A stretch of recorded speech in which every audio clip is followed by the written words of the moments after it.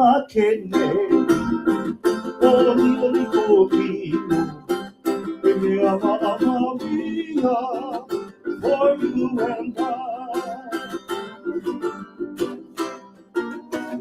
Iba kikima ko Awana ike kai E me ama ama mia For you and I Ikapahulu mako Ayanai kalipoa Yama amawia For you and I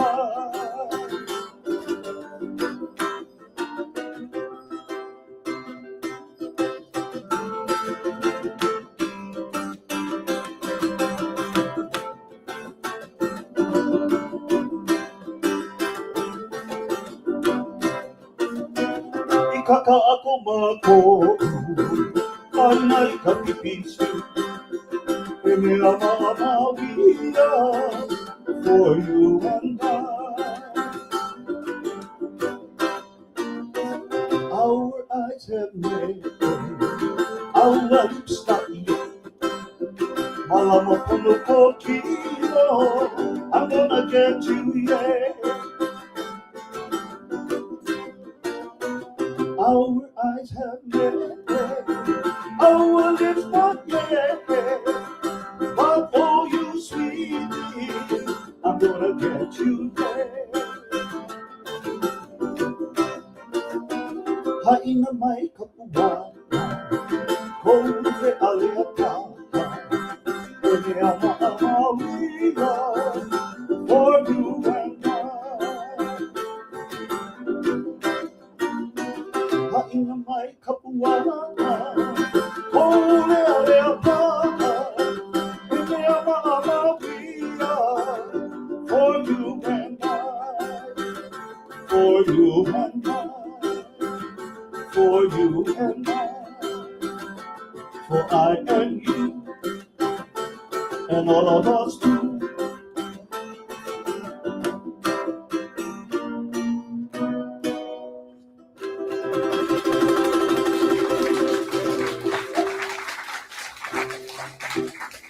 Mahalo. One more. Okay. The halau is like, they're all like, I'm ready. I like go, I like dance. How many of you are from Hawaii? Mahalo for being here. How many of you are connected to Hawaii in some way, shape, or form? Funny, right?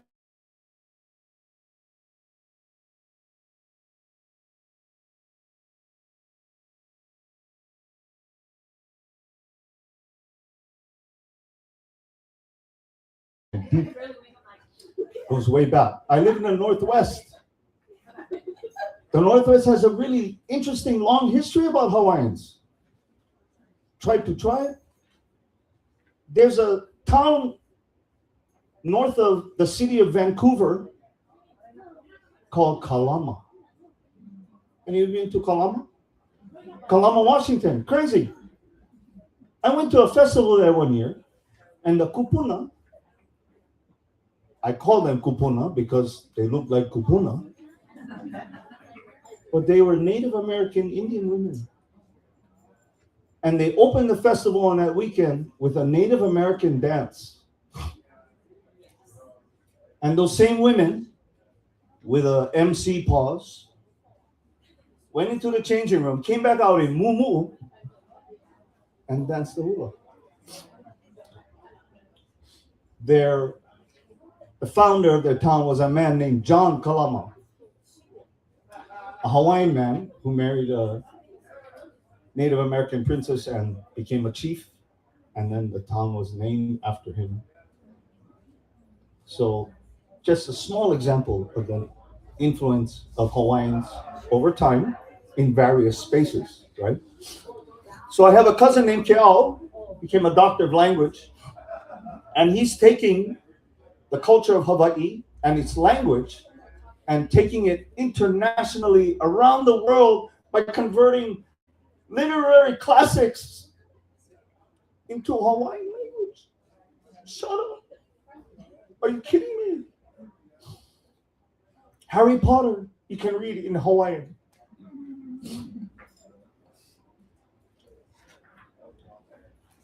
It's a kind of remarkable thing, right? So, I'll be honest, as I got older in my life, I used to poo-poo the generation coming up because I was like a bunch of low knuckleheads. But I realized that within that set are young people who care. Their hearts are in the right place. And they're doing the work. So, being here tonight, I cannot say how much I'm grateful to see all of your faces here. And that you will spend the time to acknowledge the work that's being done. And then take it with you out there in the world in any small way, you know.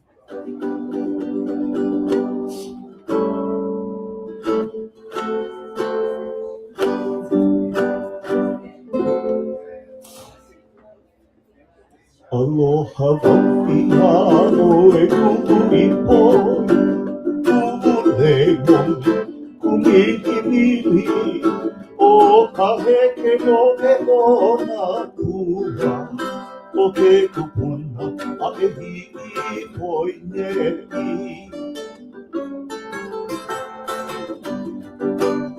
Ha'ole kamana o ke ike aku Ko maka palupalu e ke aloha e pili ai ka puhai A he e ina kana kua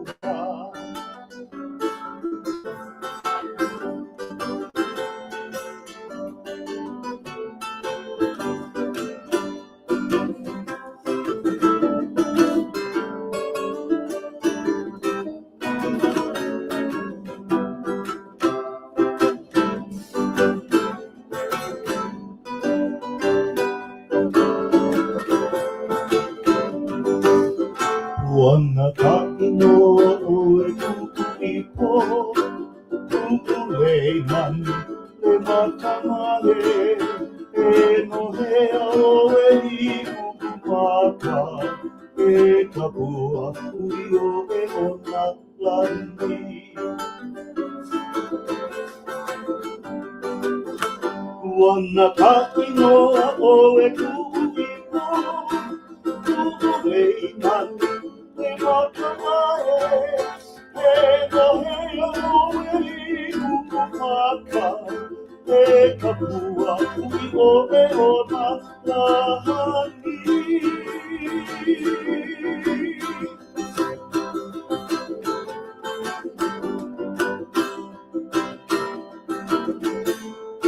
Thank you for being here. Enjoy your evening.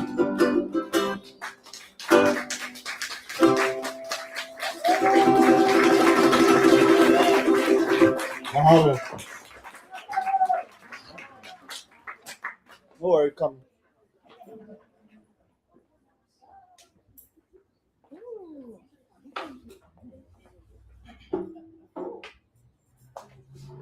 don't know how to take that off. Okay, you ready? So you Sure. Is this on? No? Do I need it? I guess I don't. Oh, there it is. Can we give one more big hand to Elias? That was beautiful. Mahalo. He'll be back. He'll be back. Aloha, everyone. I am Ku'ilima Martinez. Today, some of my lovely ladies from our halau kuhai halau o Ilima Pa o Lapa Kahiko will be performing a couple hula owana for you throughout the evening. And we want to mahalo Pinky and West Kaua'i Sun for inviting us to this amazing event today.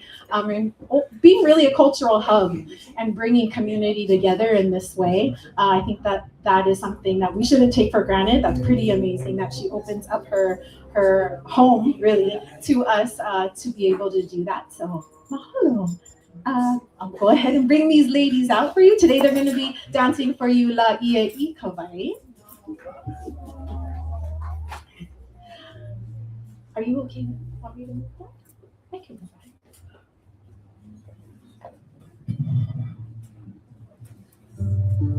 Pā'ina.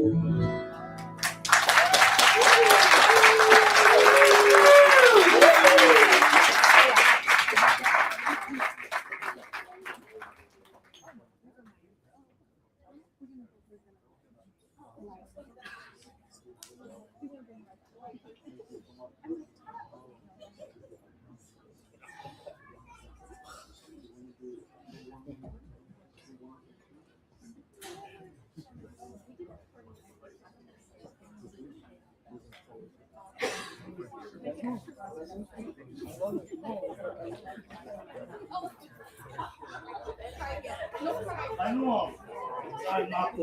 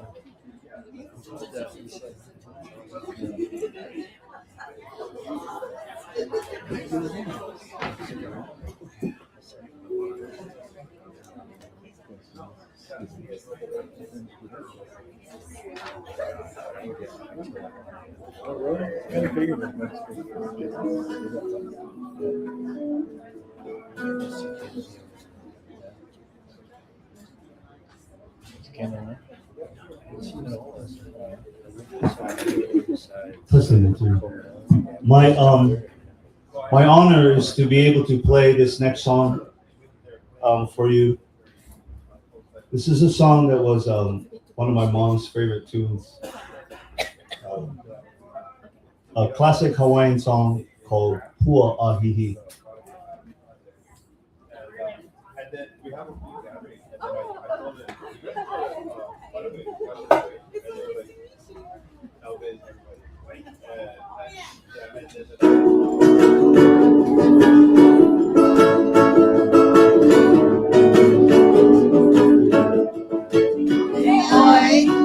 Me oe ka'anori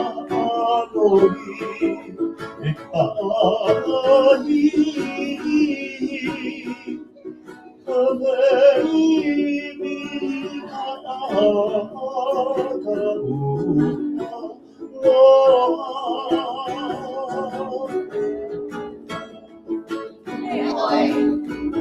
Me oe ka'anori e ka'i kaweini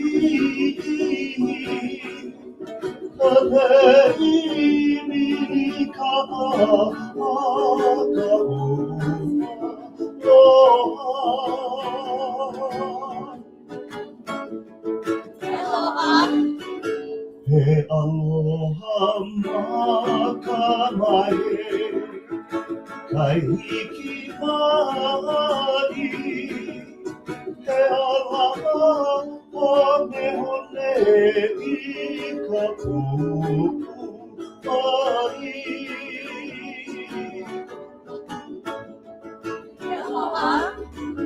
He aloha makamae kai hiki mai He aloha hone hone I ka pu'u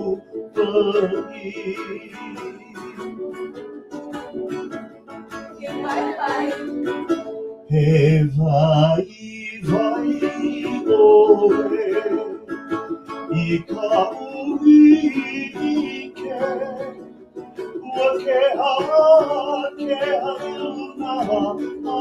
a'olani uli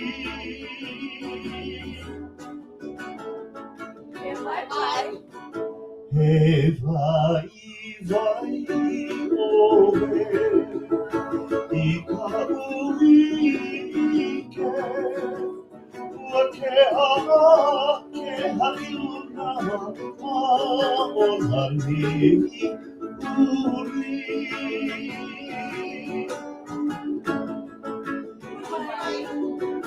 Huli mai no oe Oru ka ua hana ho'iragu aiko ho'i.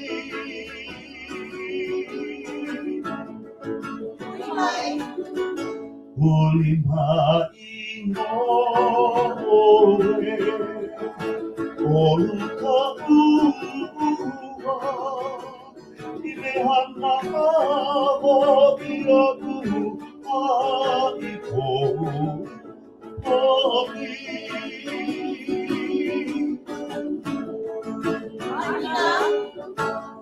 Ha'ina ka puana, moku'ulei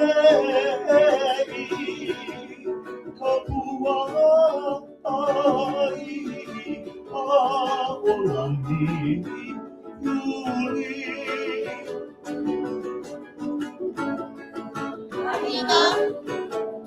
Ha'ina ka puana, moku'ulei ka pua'ai a'olani uli.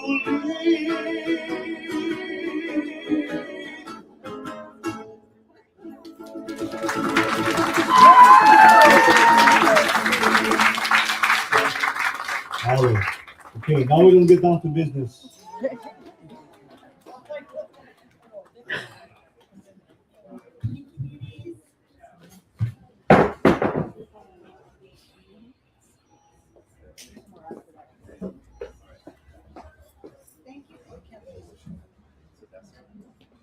Aloha kako.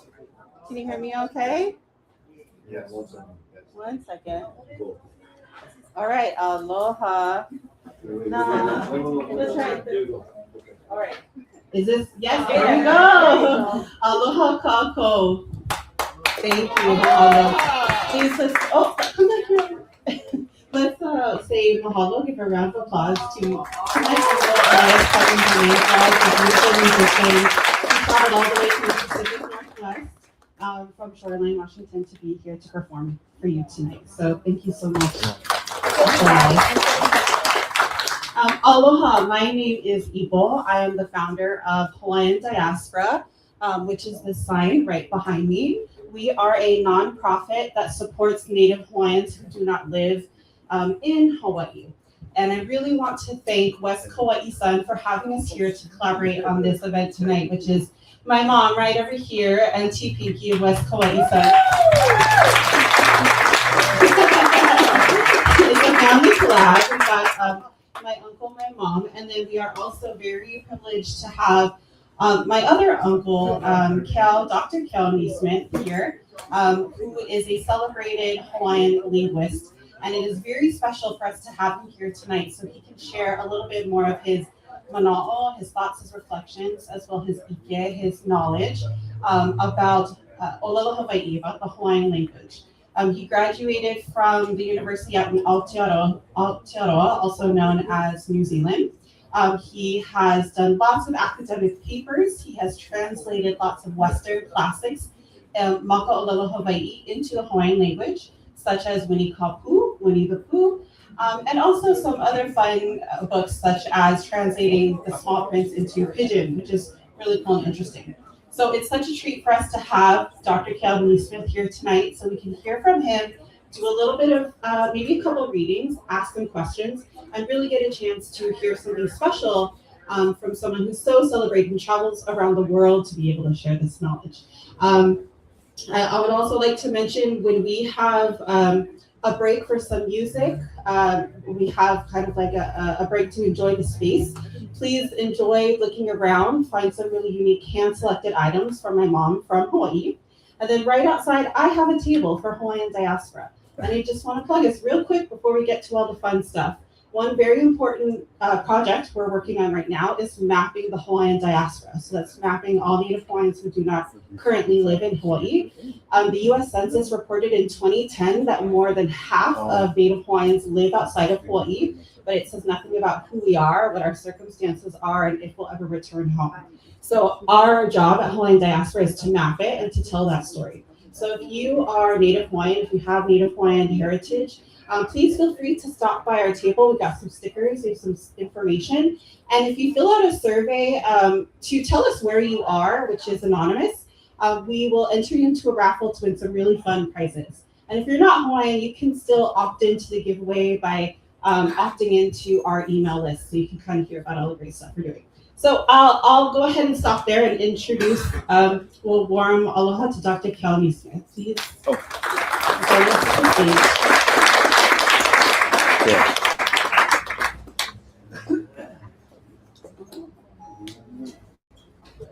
Mahalo, everybody. Dr. Kelmy Smith. I think we're going to plug in the laptop and get some information.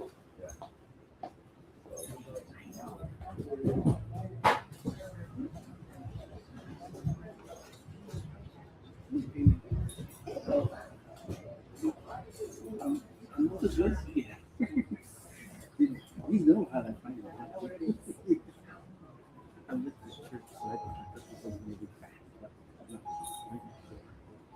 So it's a good location.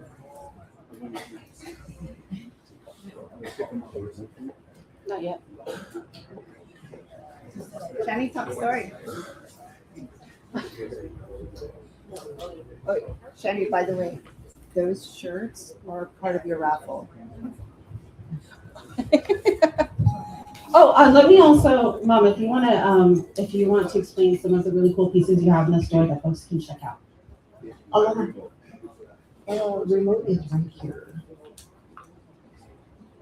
Aloha, aloha, welcome. Welcome all to West Kaua'i Sun. Hi, this one has been to Kauai. Yes. Whose favorite island is Kauai? Yes. So we are very proud as a family to say that we literally hail from the island of Kauai. Kauai is, if you're not aware, the oldest of the Hawaiian chain, the oldest island in the Hawaiian chain, and the best. And the best. And its channel from island to island is the widest from any other channel in the Hawaiian archipelago as well. Yeah. So if you stand on the west shore, the furthest west shore of Kauai, Polihale, who's been to Polihale? Kind of scary, but also the best. You stand on the shore of Polihale and you look out, the next land mass is Japan. There is nothing in between Polihale and Japan. Plenty sharks, a lot of deep shelf. And if you've ever been swimming in that area or on the North Shore, you know how strong that current is. Super, super, super strong. In fact, all around Kauai, it's not super safe, actually. So we always want to educate our people going to visit Kauai, please be safe, because that shelf, you might see lots of surfers out there doing just fine, but they also know what they're doing. And believe me, we also lose surfers every year. So just because they're good at what they do doesn't mean we lose a few. And throughout our lifetime as well, our uncles and aunties and grandfathers were very good fishermen as well. They have lots of stories to tell about the shores off of Kauai, especially in between our side of the island, the west side of Kauai, which is Kekaha, and that Mana area, going all the way to Polihale, and between Niihau. Lots of fun stories, and please feel free to ask this guy any questions you like, because there are very few people who get to walk on the shore and on the island of Niihau, and he's one of them. So you want to know what it looks like? Ask him. You ready? Ready? Here we go. Ready? Spaghetti go. Yeah. Ano ai aloha kākou, aloha. Mahalo anui loa ke ia hui ano o kākou ke ia aiahi. Mahalo no I ka ākoko ana mai, no ki kākou o kou ohana nei, ko o ohana o kupu e. No leila nui loa ko mahalo I ko utita nei, e ko kikoa hine o pinki. Mahalo no I ke ia hui ana. I love this space. I just arrived yesterday, bounced around from cloud to cloud. We landed in San Diego yesterday, and my first time ever to this space. So, I mean, what a beautiful spot, Jeff. So, round of applause for West Kaua'i Sun. Doing pretty good. Has had a few years experience around the neighborhood, and first time to this particular location. We love it. We bringing together the mana of my sister Pinky and her husband Ed together in the same space. So tell everybody out there that you can bring your whole family, spend half a day over here, one side, go explore the other side, and the Wahine side, explore this side. So that's why we created this space. Happy to be here, mahalo. So I put together a PowerPoint slide. So I told my sister, what do you want? She goes, just do you. And so well, okay, fine. If you're going to do that, then I'm going to put together one PowerPoint slide and take you on trip. So I'm going to run back and forth to my laptop over here because I got it plugged up.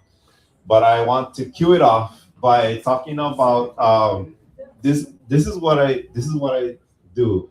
I'm a freelancer myself. I work for myself, and I contract a researcher, what you call consultant for businesses, people who want to have consultation about not only what is Hawaiian, but the application, integration, practice of as a normal aspect of your routine in your practice, in your business, and in your whatever it is your organization does. That's the kind of thing that I do.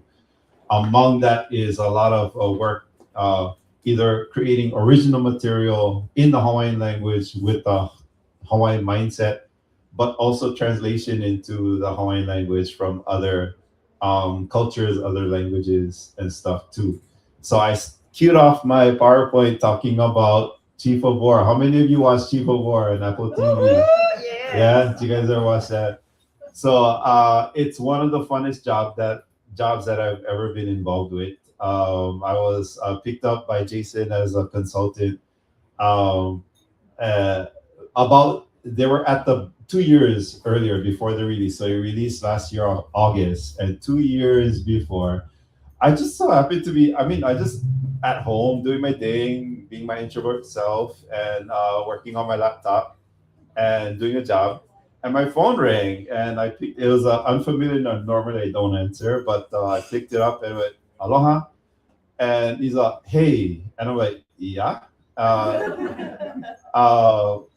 I need you to come over. I'm like, well, first of all, who is this? And she goes, this is Jason. And I actually already recognize his voice on the phone. But I'm like, I looked at my phone to see if my phone was still real and in my hand. And then I put it back to my ear and I was like, wait, can you run that by me again? And he goes, no, just come over, just come over. I'm like, where are you? And he's like, I'm on North Shore. I'm like, at this address. He's like, oh, Sunset Beach. He goes, yeah, Sunset Beach, just come over. I was explain everything when I get there. So I show up and he opens the door and it's Jason Momo. No surf shorts. And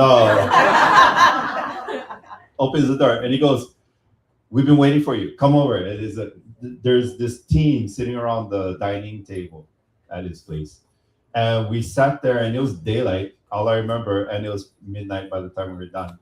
And it was just a big kuka, we call it. Just a conversation. He had like running 10 miles a minute in that direction and that direction and that direction. And at each level, I was able to consult him that whether about that or about this. And don't forget that they're actually connected and this and that. And this is the crew. So this is Temuera Morrison. He was what character?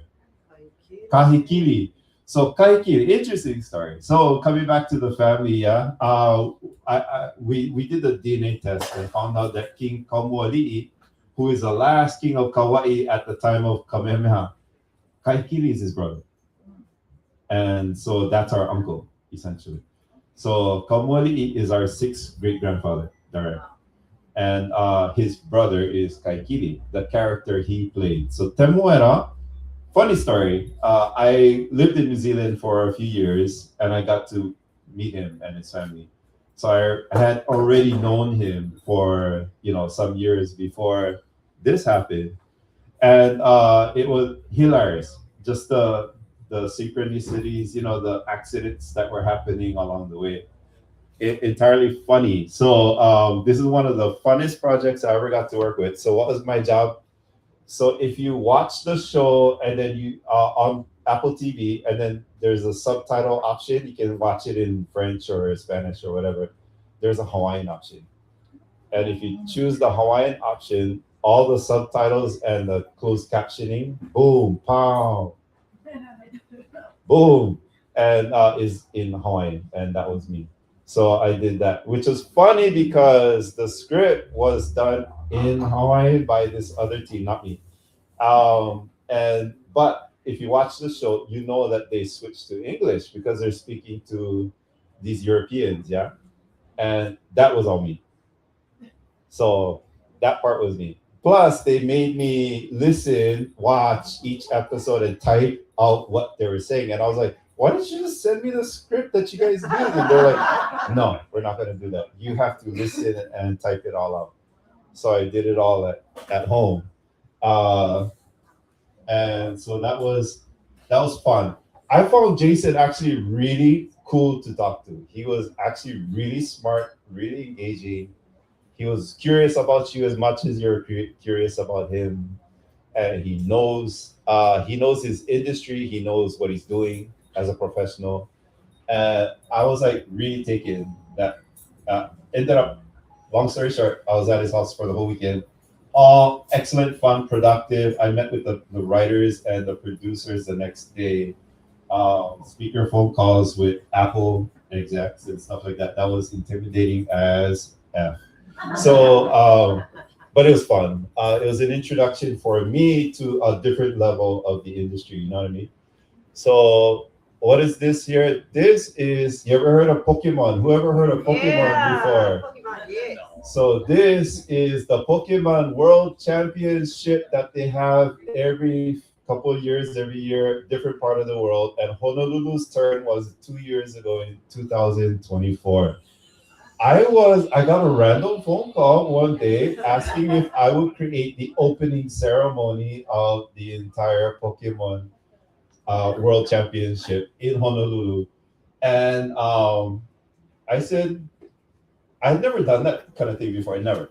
And then I went on the phone, I went, yeah, I'll do that. I'll do that. And I did it. It was hilarious. It was hilarious. And this is the result on that night. So the convention center, Waikiki area between Ala Moana and Waikiki, maybe I would say 10,000 plus people in the room. And this is me on the production stage. After I created the whole show, I became the director of it, producer and director of it. That's our stage area. And if you go on YouTube, you can actually watch it yourself. Yeah, it's all there. So this is our halau kalei mokihana o leina ala from Kaua'i. That we have been entering.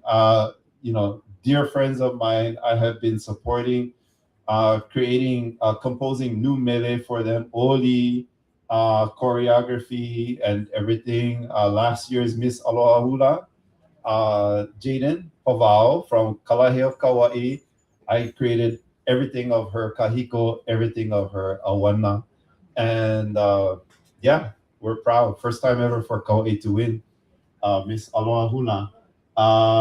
She's off to the side over there. Anyway, so this is Briley Aiwohi. She's actually a Miss Aloha Hula contestant from a few years earlier, and I did her material as well.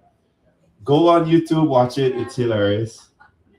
I based it on the storyline of Pele and Hi'iaka. Hi'iaka, she was a hero. She fought the dragons, and she fought, all of her adversaries. And I thought I tied in the story, the description of Pokemon. When you do the Pokemon characters, they go and they fight adversity and stuff like that to get to the other side. And so that's what I made in conjunction over here with the storyline. Hi'iaka is Pokemon, is what I said. And it even has, first time I ever dealt with pyrotechnics. There's pyrotechnics going on. It was hilarious. It was so much fun. 2024. On the night of our show, I got a random phone call, and it was Cirque du Soleil. And Cirque du Soleil asked me if I could create their show that they're planning to open at the Outrigger Waikiki. And I said, you know what? I can do that. But I was literally on the stage. I was on the production, the director stage. I said, but I got a show to run right now. It's the Pokemon World Championship. Can I call you back? And yeah. So this is me at Cirque du Soleil rehearsals. Because what had happened was they had a bunch of acts to do, tumbling, whatever, you know, Cirque du Soleil stuff. And they said, we want to make it Hawaiian. I'm like, okay, it's August, end of August. They're opening in November. And I'm like, seriously, guys, okay. But they were serious. And they said, we need you because we have thoughts, but we don't have a show necessarily. So there was the music writer is Evan Duffy, one of my best friends now. And he's based in LA. And he does the music for big time films and video games. And so they paired us up and they said, okay, make our score for us. And I said, you don't even have a story. I'm going to give you a story. I didn't even wait for them to say anything more. I said, you don't even have a story. I'll give you a story. This is the story of Cirque du Soleil in Hawaii. And I created the whole storyline through the lyrics that I composed for each of the sets of Awana. What's funny about this photo right here is you see my laptop over there. That's me working on my translation of Harry Potter. So I was like multitasking. I was like watching the show because in order to understand, I need to see what they're physically doing. Yeah. And that's how I help create the story. So this is the one scene. Do you remember that? This is him creating that set. He was like in the middle of creating what he was going to do. That's Kenny. He's from Cuba. Great guy, really good guy. See, so I had to be there to watch all this to help me conceive in my head what I'm going to say in lyrics about them. And then I met them personally. This is one of the directors, Richard, and Ashley over here. And so I had to meet with them just to get a sense, to wrap my head around the concept of where we're going. But they were asking me what to do, and I was telling them where to go next with the thing. So this is him trying again, but they're literally creating that set right there. And it evolved a bit from opening night until tonight. And that's opening night. At the end of opening night, it was so much fun. I was able to bring my sister Pinky and Ed, and I brought them into the opening night show, red carpet event. It was bougie AF, and it was a hell of a lot of fun. And so this is opening night. And this is before the show began. One of the biggest joys, the absolute funnest job I've ever done was working Cirque du Soleil with these people. And this is us. So I did the musical score, which created the storyline of the entire show. And Cirque du Soleil has never had a show where there was a storyline throughout the entire thing. They had, moments, here and there. But this one has a storyline that is a thread all the way through from beginning to end. The narration that you hear over the loudspeaker is in Hawaiian, mostly me. And but the lyrics for sure, and the concept. So the concept of the storyline came because of the lyrics of the score. You're the first to hear tonight that on June the 19th, the score of the entire show is being released on Spotify. So yeah, so each track has a name of each act of the show, and you'll be able to follow through. So even if you look through that list, because it goes from beginning to end, you will see, if you know, you know, it's kind of one of those things. So you will see that if you watch you see the name of the first track, how it connects to the next track, to the next track, to the next track, and down to the end. But big credit to Neil Dorman, who is from England, from London. He's the main producer guy who brought us all together and made us do what we had to do. That's Manaola, Yap, love him, and Hiva Vaughn, the daughter of Palani Vaughn, the singer. And that team right there, you see, dream team. I wonder if I ever will, you know, come across a team like that before, because I mean, again, because they were a dream team, serious. Made a couple friends along the way. And Dwayne came to the opening. It was a big red carpet event, and he was helping to release Moana 2, which was, there's a Hawaiian language version, audio version of that too. And he had just finished that, and so that was one of the perks. It was fun. So that's our team. Aaron Salah was the producer. He was the one who gave me that phone call the night of Pokemon. So he was brother, I need your help. I said, yeah, can I finish Pokemon first before? And so that was us. Check us out. And Evan Duffy is this guy. He's the music writer based in LA. Great guy. And this is Anna. She's from Russia. She did that one set, and it's a mo'o. She's playing a mo'o out of Honolulu Harbor. And so that act actually already existed in other Cirque du Soleil shows, Vegas and whatever. But when we came out this stage, I said, no, this is not Vegas. This is Honolulu. That is Mamala. Mamala is a mo'o of Honolulu Harbor. And she's like the guardian of that area. And so that's what this became. And at the end of her set, I said, she cannot finish. She's from the ocean, the sea. She cannot finish her set and walk off without throwing pa'akai. You guys know what is pa'akai? Yeah. I said, so she's the queen of the soap. And so she actually, they incorporated that into the act at the very end when she comes up, and you'll see she has a little bowl, and then she's throwing stuff, and that's pa'akai. And that's to guarantee that the space is special. You know, it's consecrated for us. So apart from all that, I created this team, and these are my team players. And so I have a team that I put together. You guys heard of the Avengers? So I've given this presentation at Cambridge, at Oxford. I just did one in Montreal a couple weeks ago, in fact. But I said, this is my Lingua Avengers team.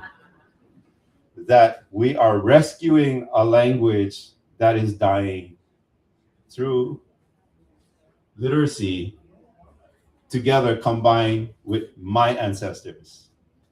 That this is our champion, you know, our Lingua Avengers, our team, are consisting of these our own ancestors, plus combined with every other pop culture superhero together.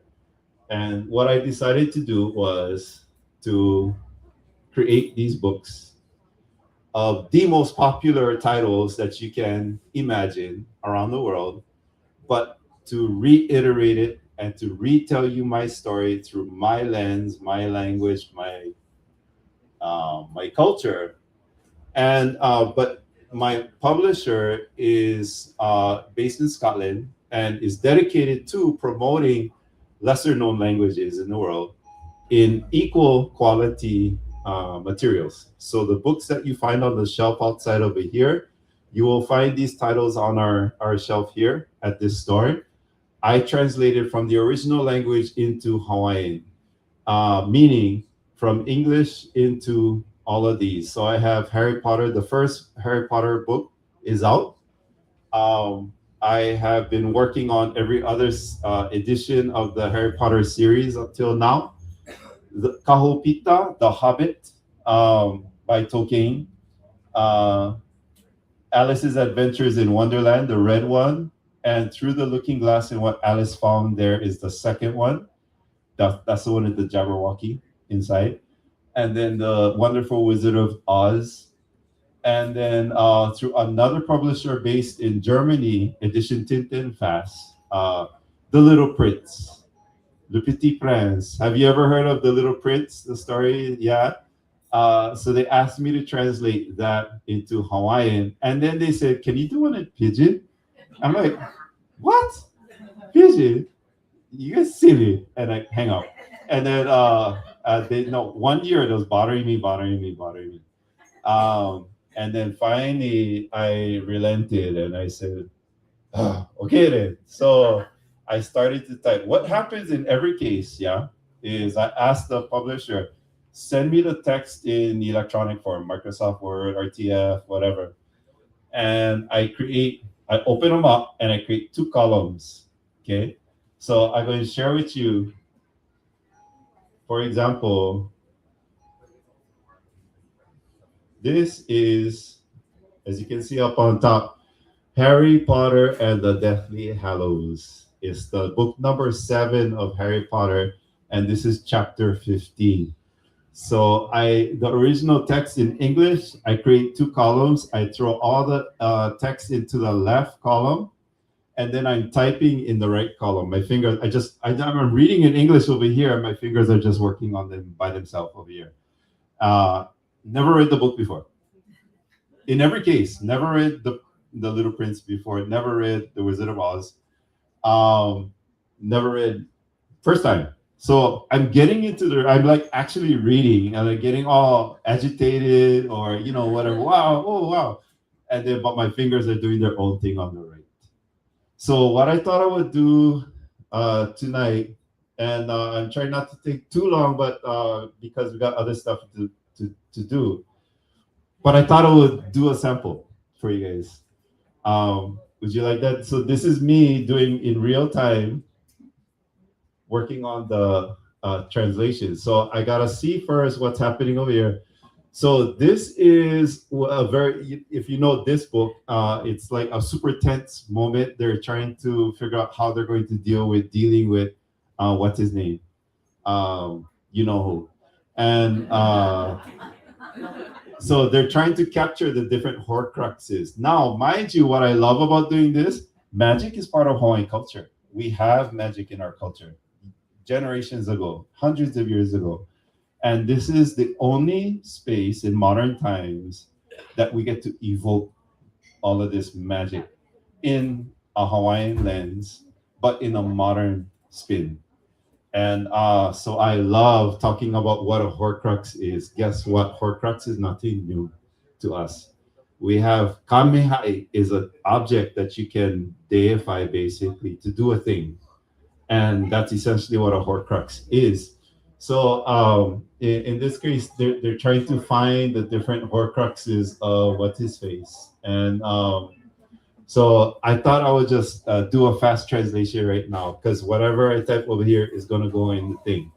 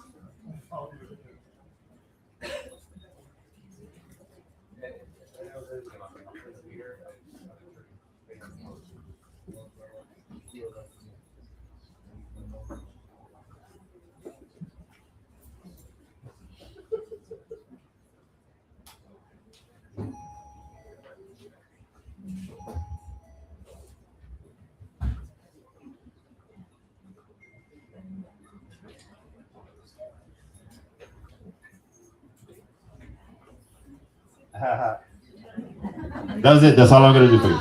But no, I did this at Kamehameha School one day. They asked me to come and talk, and I spoke to a bunch of students and stuff like that. I said, watch. And I did what I just did right now. And I told them, you guys yell at me, you guys read, you guys yell at me words that I should use. And so I had them sit there, and they was all getting into it because they're like getting into the story of Harry Potter again. So they were reading the stuff and yelling words at me, and I was all, okay. And then, okay, that's gonna be permanent. Yeah, what they contributed. So I thought I would do just a little, to get the it's a you help me, I help you. You know what I mean? It's a give and take, and that's what the ultimate intention of.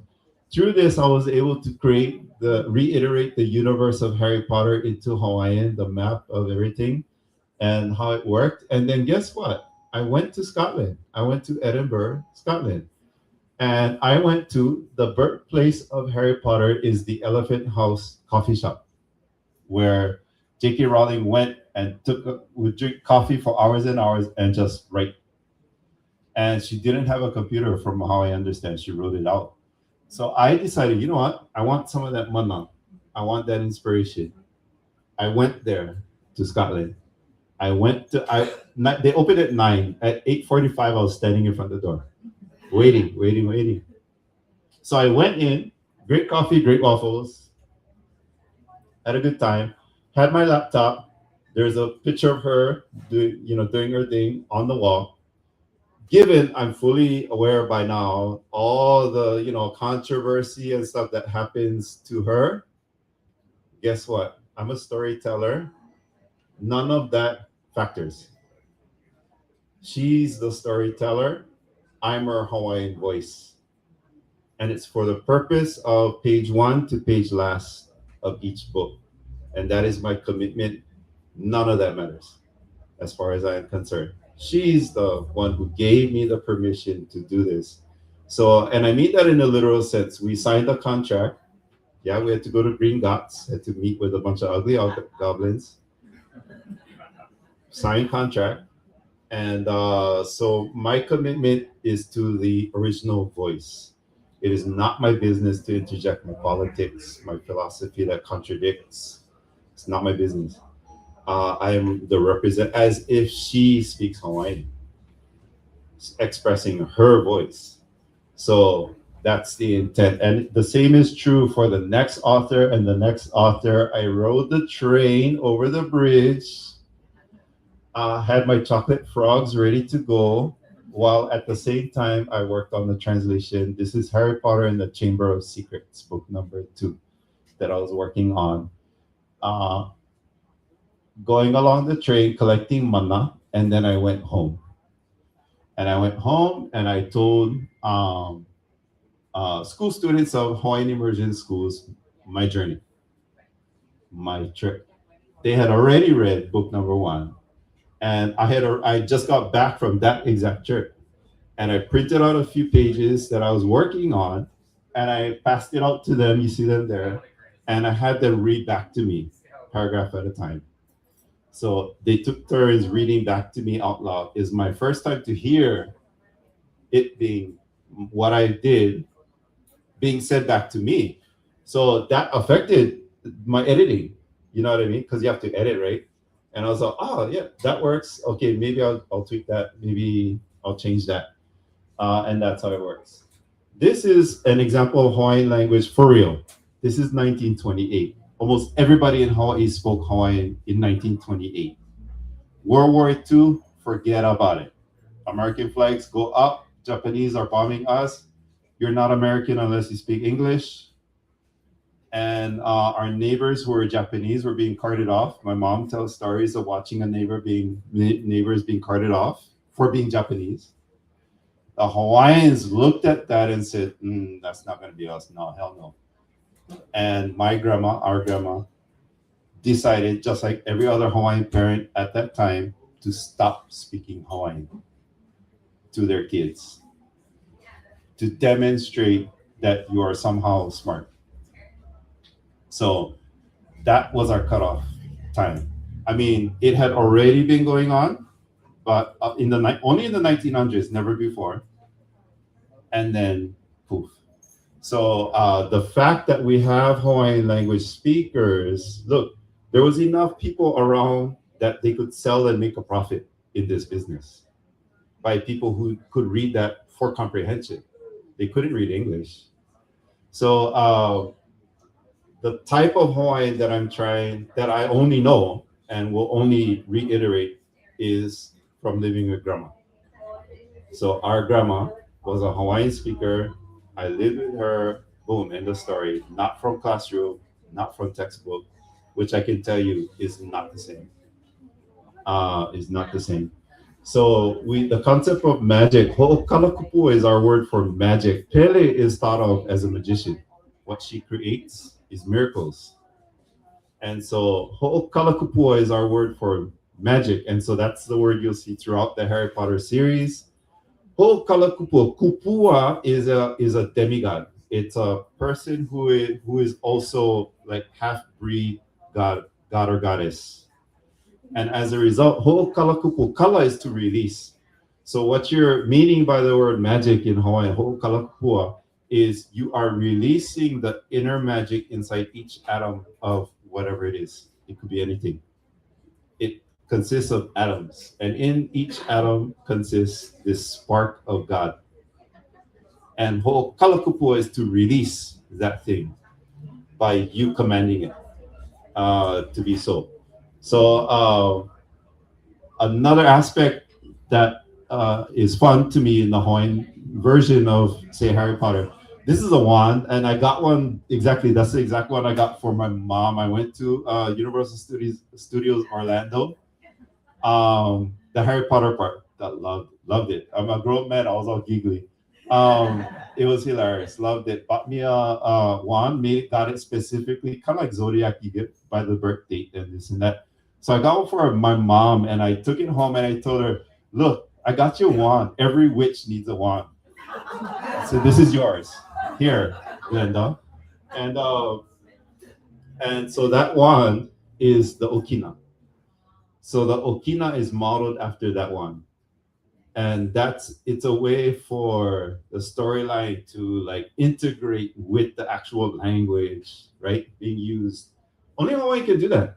No other, this doesn't exist in English, right? So only Hawaiian can do this, integrate the Okina as a wand in Harry Potter. So the Hobbit, that is Dwarvish script. You see it? We converted it into Hawaiian. That reads in Hawaiian. So we converted it, each character, so that it represents Hawaiian. So that is Dwarvish reiterated in Hawaiian. The Wizard of Oz, you see how the letter E interplays with the illustration.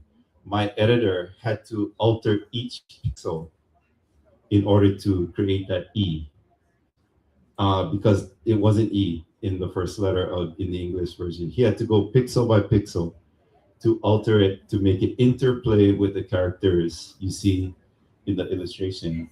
So love what he did. That's Evertight. So high emphasis on using the native language. And you see this script on the bowl over here is Elvish script, not Dwarvish, it's Elvish script, which he also altered into Hawaiian. So, and in the front of the book, it gives you the key so that you know how to convert. So Elvish reading in Hawaiian. And as a result, I just wanted to point out some of the reactions and feedback that come back, which I get a big tickle out of, right? Mind you, I got paid nothing for all of this work. My only interest has been up till now, this right here. Let me read the last couple sentences up there. You can stare at a dictionary your whole life, but you will never learn the language without experiencing its use in real world. So true, I agree. Seeing the language used in a setting with conversations, drama, excitement, adventure is extremely valuable in helping people learn this language especially because there's so few people to talk to and practice with otherwise. How cool is that? Yeah, don't you guys agree? I mean, if you, I did it because I wanted to. I wanted to contribute something, and to get reactions like this. All I can say is logic will get you from A to B. Imagination will take you everywhere. I can assure you that's true. And my final word is aloha mora. Aloha mora kako apau. Aloha. So, Pink and where's Shani? So we're gonna do a top story thing. We're gonna do you guys ever heard of Two Ferns? That program? Yeah, Two Ferns, between two ferns, between two ferns. You get on YouTube. It's like a conversation on stage, this kind. We're gonna do three ferns. We're gonna do one and my sister Pinky and myself. We're just gonna have a little conversation. Then we want to include you in the conversation and contribute whatever thoughts and questions you might have. So All right. Let's take a round of applause for my introduction. So much for that, Iken, for that manako. So I'm gonna pull these chairs down here so it's a little bit more intimate. And then I think we need another chair. Huh? Yeah, either one. We just need three. And we'll put you in the middle. That's too short. Hi, how are you? I'll take that one. Yeah, I'll stand. because you can wander around and pass around. Yes, good point. So we have a couple of questions in mind. We turn the mic on. So we are going to ask my uncle just a few questions to kind of get in his head about a little bit more in his. Sounds like a party. Where's my sound guy? Where's my sound guy? Ask your husband. Ooh. Can we get Ed to check this out? Elias. Okay, so Elias. Okay, which one? it's so This one, this one. Okay. Yeah. So I'll kind of just actually start with my first question. So we were actually asking online from a lot of the followers for Hawaiians Diaspora were interested to ask you some questions because you are quite a name out there in the public, and rightfully so. And one question that we're really interested to ask you is, you have been translating these classic Western literature, all kinds of varieties, into Olelo Hawaii, which is a really interesting choice. And they're really curious to know kind of generally why that choice was made in terms of how is that helping to impact the resurgence of Olelo Hawaii. Can you tell us more about how you believe that is helping toward our journey in reviving Olelo? Shoots. Yeah. No, I love that question actually. So through the 90s, let's see. So growing up as a kid, I was living with our grandma and Why are you pointing at me? He said grandma and then he pointed at me. I said our grandma. And he wasn't so much grandma back then. That was my learning. That was my environment. That was how I acquired the language and everything. It was years later that I decided, she and I did 2 years at BYU in Laie, Oahu. And I went holo holo. I just went, yeah, yada yada yada, and I just went holo holo and did my own thing. Lived in other places, worked in other places, whatever. And then I decided after a couple years of that you know what, I started a bachelor's. I better finish it, yeah. So I wanted to do it the fastest way, and how can I get this done really fast? So I went to UH Hilo, finished the last 2 years, and did Hawaiian language because I already spoke Hawaiian living with grandma. I thought it would be so easy. So anyway, so I did 2 more years, got a slap in the face, and then maybe not as easy. But anyway, had a good time, but I was living in Hilo. So while I was there, I was working for this outfit that was connected to the university where we were creating a lot of Hawaiian language traditional lore, you know, reproducing them, putting the oki na nakako inside, you know, putting them out, printing them out. So I have a bunch of years knowing that that is all we were doing, just traditional Hawaiian material. Great. I learned a lot, so I loved every moment of it. There's nothing about it I didn't like. And then afterward, I said, you know what?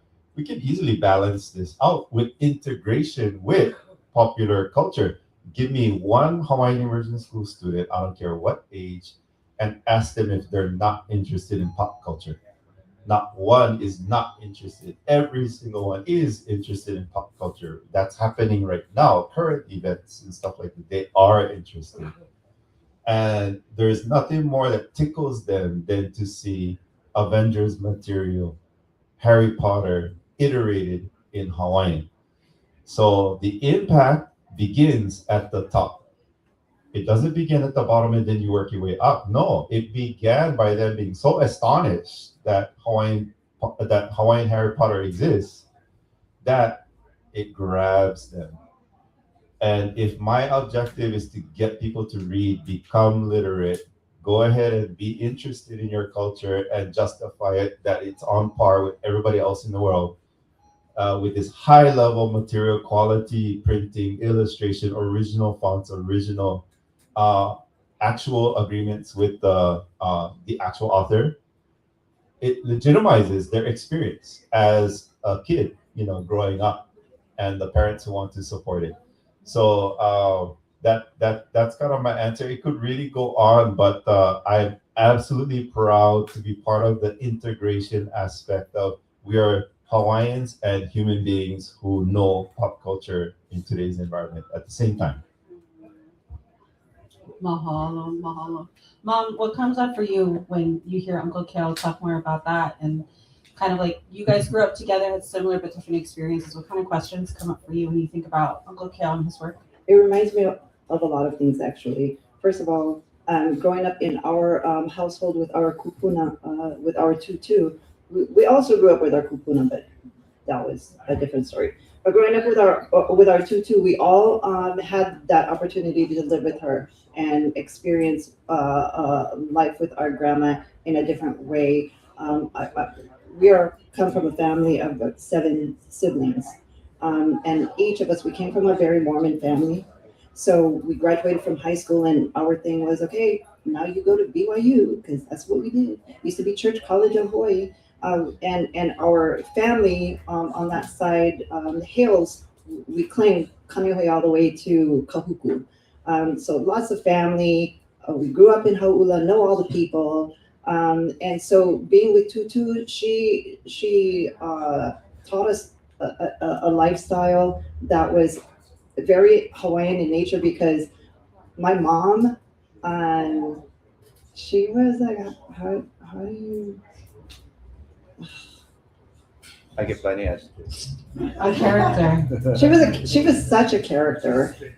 She was a kumuhulu, but she marched to the beat of her own drum for sure, and I think that's where we got our nature from as well. But Tutu was very Tutu, like everything had to be a certain way.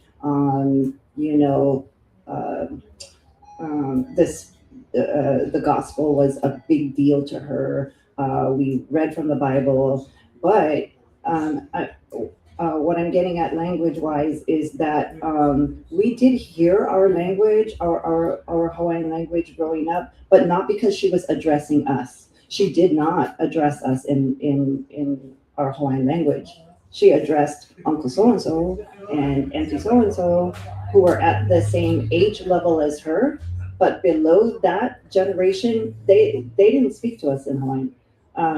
And so we just took it for granted. Now, we hear what's being said. We pick up words and phrases here and there. We're not really into responding because we don't really know how. We only know what we hear. And then Pidgin is the biggest language around in every situation in Hawaii. So Grandma said, go over there, get my glasses off the parlor table and bring it back, please. Okay? So you go and you get the... When Ke'ao came, his turn to go live with Tutu, he said to her, and he's like, what were you, like 17, whatever, after high school, we all had our opportunities, right? He said to her, okay, now it's my turn to live with you, but I've heard you speak the language, and right now I feel this is my time, the time in my life when I need to hear you speak the language, and I need you to teach it to me. And she said, no. And he said, yes. And she said, no, it's too much trouble. And he said, well, then let's do this. Whenever you speak to me, whenever you want to say something, anything to me, go get this, go do that, wake up, brush your teeth, anything, it better be in Hawaiian because I will not answer you. And she said, what? And he said, You heard me. she said, stop doing that. That's not nice. Stop it, Kel. And he said, and he didn't answer her. And I don't know how long did it take before she finally caught on, and she said, oh, fine. And said, so he basically put her in a position where she had to address that as a language. I made her an offer she cannot refuse. Yeah, because no, that's exactly correct. And then boom, she did. And then I said, okay, we're going, not even 1 year. Yeah. And we're back and forth talking to each other. Not even 1 year. And so for the rest of us, seeing this happen, are like, oh, cool. Good job, Kel. Yeah. But then he went further than that. He not only wanted to learn the language and speak our native tongue, he wanted to know the history. He wanted to ask her, well, why, Grandma? Why did you stop talking to us? Why did they? And then all the stories started coming out about, our parents, our immediate parents, Elias's dad, aunties, all my mom and her sisters, they were not allowed to speak Hawaiian in public. And a lot of the time, the generation above her, my grandma, they were not allowed to speak English at home. So it was such conflict in their growing up years that our grandma... While living in a grass house now. So in a grass house in Puna, Papa, by Kalapana, not far from Kalapana. They're living in a grass house, and all this conflict was going on. How weird is that? Yeah, as an environment for that you conflict leave the to house, happen. you're one person. You come walk back in the house, you're another person. And that wasn't just our family. That was every family. That was every family in the village. So grandparents, basically, the kupuna by that time were like, no, we're not putting our children through this. So you go to school, speak English. You come home, speak English, because and the kids were being punished too, and they weren't having it. The grandmas and the papas were not having it either. So that changed that. Now we move into contemporary times, and then interesting is now Ke'au is speaking the old Hawaiian because that's all my grandma knows. So, and that is all he knows from inside out. That's just the way she spoke to him, and that's how he learned. Now he's going into university, and the university is saying, oh, where did you learn your Hawaiian? And he goes, from the only source there is, our kupuna. And they go, yeah, but in this time, some things change, so sometimes you got to say stuff different. And he's like, nobody told my grandma that. Nobody told our kupuna that. I was just as stubborn to them as I was to my own grandma to tell. Yeah, no, I said no. And that wasn't always received well either, because the academics like to create this space where they're the only ones that know stuff. And our kupunas, they just kupunas, they don't know much.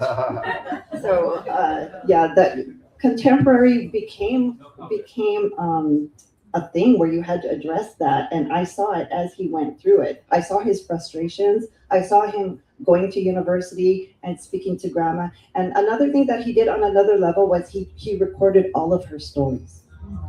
So if he asked her, Grandma, how come this happened? Or Grandma, where did you live when you were 10 years old? Or every question he asked her, she finally, by this time, he had broken down her walls, and she was answering him in full stories, and he was recording everything she said. And now you can go to the Bishop Museum and you can find all of those recordings archived because he did that. Wow,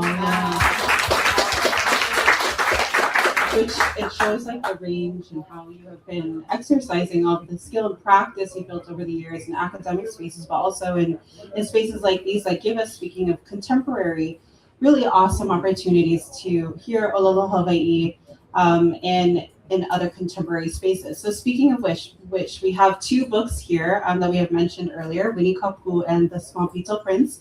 What's really special about the connection between these two books and what we're celebrating here tonight about the languages of Hawaii is not just the Hawaiian language, but also the other language of Pidgin, which is very much a live language in Hawaii. And so Uncle Keal has actually a really fun kind of story about the book and how it came to be. There was some resistance at first when he was asked to write it.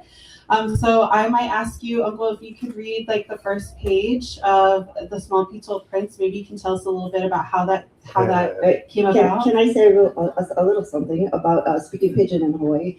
Every island has a different dialect, by the way, if you didn't know that, it is absolutely true.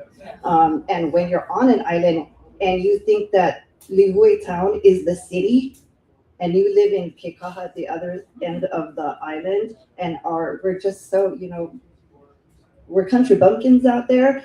Our Pidgin is so different. But my siblings and I grew up in a situation where our father, who came to Hawaii when he was 12 years old and was integrated into the Hawaiian culture, language, everything from very young age, still grew up with a sense of, but you need to learn how to speak English too. So in our home, we were not allowed to speak Pidgin among us as a family under our roof. But my father also knew that once we left the house, it's all about Pidgin. And my father could speak Pidgin like nobody's business. But he wanted us to be learned, students of the world. You're going to go out and you're gonna experience other things other than just, hopefully, other than that. And believe me, by the time we were adults, friends of ours growing up still had not left our island, still had not been on a plane. So he made sure that we learned how to speak proper English when we were at home, but because Pidgin, all the Pidgin you like when you're outside with your friends, because that's how you integrate. That's how you live life in Hawaii. And that was really important for us. I just wanted to make that statement.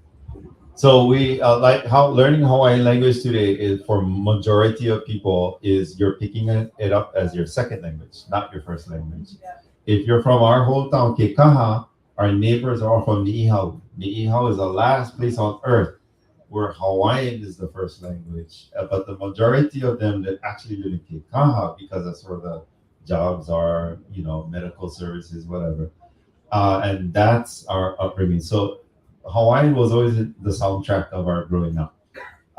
Whether it was Ni'ihau dialect or grandma's dialect, both were there always. Until today, my neighbors still are from Ni'ihau, and I get to talk. We bump into each other, we talk story every day. So it's for real. But for the majority of people, you're picking it up as a classroom subject from a textbook, from an English-speaking teacher. So there's a difference. Well, Pidgin is, for us, our family, also a second language. Because growing up, the first language in our house was English, Haole English.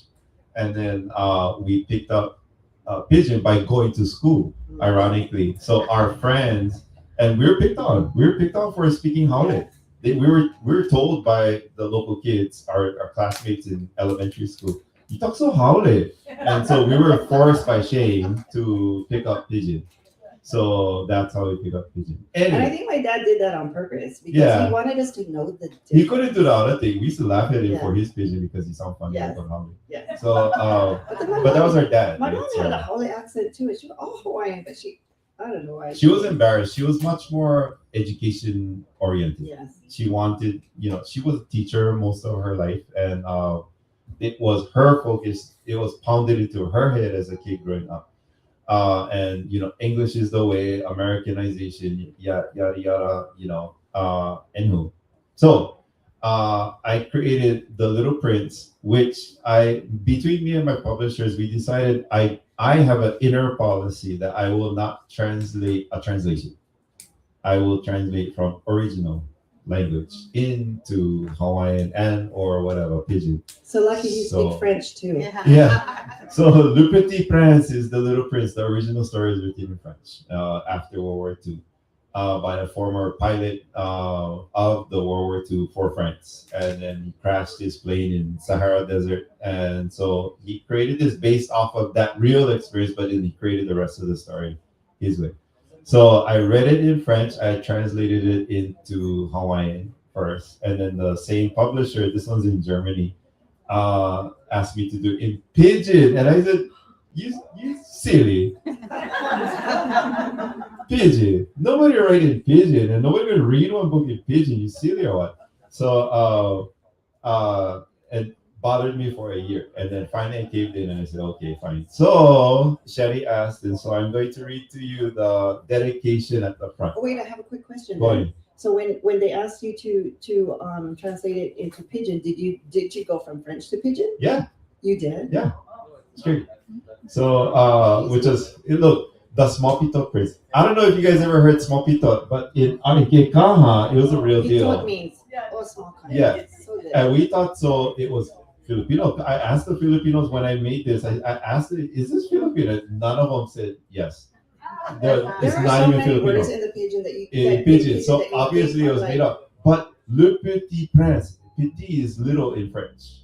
Pito, petit. small. I'm like, it means the same thing. So I'm like, how did we get pito? Like, there's no French happening in Kikaha, I can promise you that. Anyway, so hilarious. Never read it before. Exact same scenario. Throw all the text in the left column. I'm typing in the right column, reading for my first time, and my fingers are doing their own thing on the right side. Cry, laugh. Cry, laugh. I said type in the Hawaiian. Cry, laugh. I cannot even tell you. I think I finished it in half the time of the Hawaiian because the Hawaiian is like Hawaiian, okay, nice. The pidgin scream laugh. Even the serious parts, you like scream laugh. So you get all existential and stuff. I think that's even more. You think Frank Delima and whatnot. Also, going back to the fact that that every island has a different dialect, and then from person Oh. to person, your pidgin changes Yeah. also. So Because it's all based on what's in your head at any given time, what your upbringing is, what language are you half Filipino? What is your you So know, Ken Sokoto is the professor of pidgin language at UH Manoa. It does exist actually, and he read it and he goes, "I can tell you from Kauai." You can tell. I'm like, "Oh, you can tell." It's like, no. And he made me guess. I was like, "You guess? How come it's Kauai?" I was like, "I'm from Kauai. Why would I know?" I said, "Oh, because I tell for the past tense, he bingo." He goes, "No, not that." I said, "Well, I don't know what." He goes, "Only Kauai people say, tell he had go." he had go. But and in pidgin, everybody else they tell he been go. Or Kauai people they tell he had go. I was like, I had no idea. I had no idea. Anyway, so I'm gonna read this is the dedication from the authors. So the authors Antoine de Saint-Exupéry, he's French guy. And he wrote, and again, translating from French. He opens, he says, "This for Leon work. Sorry to all the kids, this book dedicated to an adult. I have a good reason, but this adult, as my best friend in the whole wide world, I give him more reason too, though. My friend, he understands everything. He even know all the books for the kids too. I even get one third reason. This guy, he live France, and he hungry and he cold. Somebody gotta go take care of him. But if these reasons not good enough, I like dedicate this book to the kid that was this guy before. All the adults used to be kids before time too, you know, but only a little bit of them remember. So I changed my dedication. This for Leon work when he was on Small Pito Kid.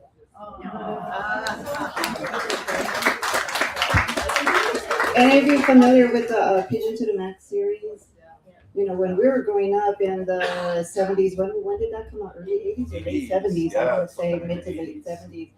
We had such a good time because we're all of a sudden we're like, see, Pidgin is a language. It's for real. Look, it's a book. It's in a book. So it was really fun to see it written, but also fun to see people pick it up and literally read from it because it sounds different from every person's mouth. It just sounds completely different. So when we were discussing how we were going to run this evening, I said to Shannon, "Ooh, we should ask people to just like stand up and read a paragraph out of that book." She goes, "Mom, I don't want to embarrass people." I go, "It's fun. It's hilarious. I mean, come on, pick the whitest person in the room and we can read this pigeon right here. It's hilarious." Oh, Lalo. I feel like you guys should have a podcast. I feel like that. Well, mahalo so much for your mana'o and for the kuka between you both. I think we're at the time where we can actually open it up to you folks. Do you have any questions? Somebody asked him about Winnie the Pooh because I love it when he reads from Winnie the Pooh. Thank you. And so let me try to come over to you. Oh, really? What did you? Yeah. Actually, no, the only reason why I wanted to ask you. Come. I know. My the one I wanted to ask you was this. For ni hao and Hawaiian, I always try to I wanted to grasp, or was there any formula as to when you use, the T and the K? I was always told that I just had to embrace it, but I want to hear your mana'o, your Ike about actually, is there some kind of formula when they use, tako or, teia or, so I want to ask what your opinion is about the difference between them using the T and the K.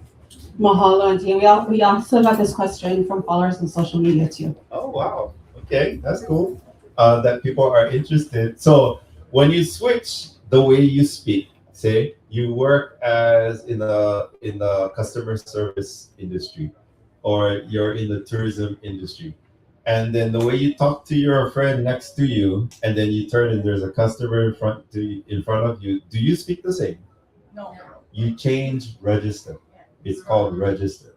So this is also true in Hawaii. We have register. So when I talk to grandma, we see each other. She will say "Pea mine oi."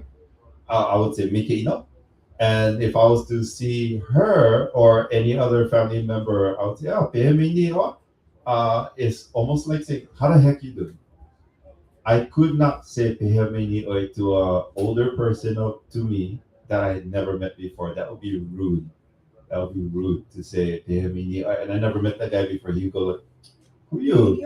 Yeah. So even in Hawaiian, you have to change your attitude, and you have to say, Miki, and then you will engage at a culturally acceptable level, and then you have to earn the right to say the next time you meet. But you cannot say that not having met before. So that is true. So for Ni'ihau, and when do I incorporate Ni'ihau language in any of the works that I do? Harry Potter and Ron Weasley. Yeah. What is their relationship? They're best friends. They can talk, they swear all the time at each other and it's no big deal. That's how you talk. And then in walks Professor Dumbledore. What happens?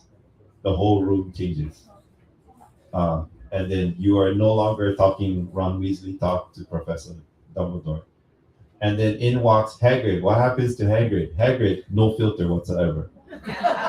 Zero filter with Hagrid.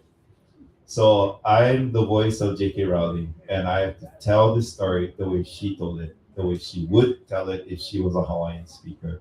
So the end result after it gets put out and Hawaiian speakers read it, the material, it needs to read as natural as if it was first written in Hawaiian and then later in English, maybe, So it has to read as naturally as native speakers would be able to shift. When the narrator's speaking, describing the storyline to you, the narrator is speaking probably better grammar, yeah. But once the characters in the story are starting talking to each other within quotes, they talk like friends do, and so they talk as we cut short things, the way phrasing, we use slang words once in a while. And so the thing about how this impacts, to your earlier question, how does this impact Hawaiian language? I've had Hawaiian immersion school teachers tell me, I didn't know how to talk about rush hour traffic until I read your translation of Harry Potter. A teacher now. So I didn't know how to talk about. And I see no problem. Why is that hard for you? Because you're just describing how you feel, what's happening on the road and stuff like that. But it becomes important to people to know how to talk about modern contexts, but yet in our language, because for the majority of people, no native speakers interact with them. So if, say, when I talk to my neighbors from Kekaha, ni hao, I speak ni hao, I can flip. So our grandma, she's from Ka'u, Hawaii, not ni hao. But I have learned to speak ni hao. I'm a court interpreter for ni hao people because majority of them don't really speak English. And so I speak ni hao to them, they speak ni hao to me, which is the K and the T, and then some words are different than what my grandma would use. But do they have a formula for it? Like if they're gonna tato versus kaku, is that Yeah, or does it just come up? when they speak to someone who's not Ni'ihau clearly, but yet they're speaking Hawaiian, they know, oh, since I don't know you clearly, I'm going to change. So Ni'ihau people know how to flip from speaking KT to just KKK all the time, like the other islands. They know how. Yeah, and that's true. So I have to say that growing up in a neighborhood that was, and we lived literally on Hawaiian homes. So when Ni'ihau kids come to Hawaii, come to Kekaha to go to school, they're like, what, 7, 8 years old, and they come in bunches. Their family stays on island. They come to Auntie's house. Cannot speak English at all. And they so their first experience speaking English is in a pidgin neighborhood where it's only pidgin and nobody's really speaking proper English anyway. So now it's a double whammy. Well, if you want to look at it that way, But- from our point of view, it's fine. But being on that stretch of Hawaiian homes land, you literally, like, if I'm in the back bedroom over here and my neighbor uncle and Auntie Emily over here have their Ni'ihau nephews and nieces over because they have to go to school, their language is so okay, like when you go get your nails done and those little Vietnamese ladies are speaking like Tarzan talk. Well, what you hear when the Ni'ihau families are speaking to each other is a lot of, and it sounds very almost guttural, undertones, very different. But let me tell you something: when they sing in Hawaiian, you can understand everything they say, or they enunciate quite differently when they're singing. And also, we were raised on homestead land in Ni'ihau Hawaiian neighborhood, and we went to Hawaiian church, and so they learn proper Hawaiian by reading from the Bible. Yeah, through church. So our That's mom really used to take proper us Hawaiian. on Wednesday afternoon chapel service because it was all about reading from the Bible. Each person in the chapel would stand up and read up, and our mom did that on purpose so that we would pick up Hawaiian that way and how to at least read and pronounce and stuff like that. So that was really important before I could even actually speak. We all did, and so we all had to stand up and read verses from the Bible in Hawaiian. But to get to your question about the the K's and the T's, you're going to hear way more T's when in the ta when they're speaking to each other. That's what he's saying. It's less formal.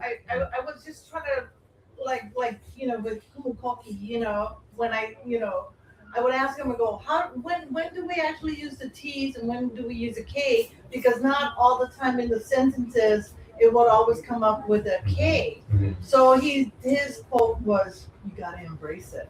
Yeah, sure. I love that What he he's said saying, it's intuitive, right? Right. Yeah. So it's not like, okay, every time you see Keia, it's going to be Teia or Taco. Yeah, even in- Taco, you know, even you know, among- you know, addressing? yeah. Even among the Ihao people, it is Teia sometimes, Keia sometimes, which is the word for this.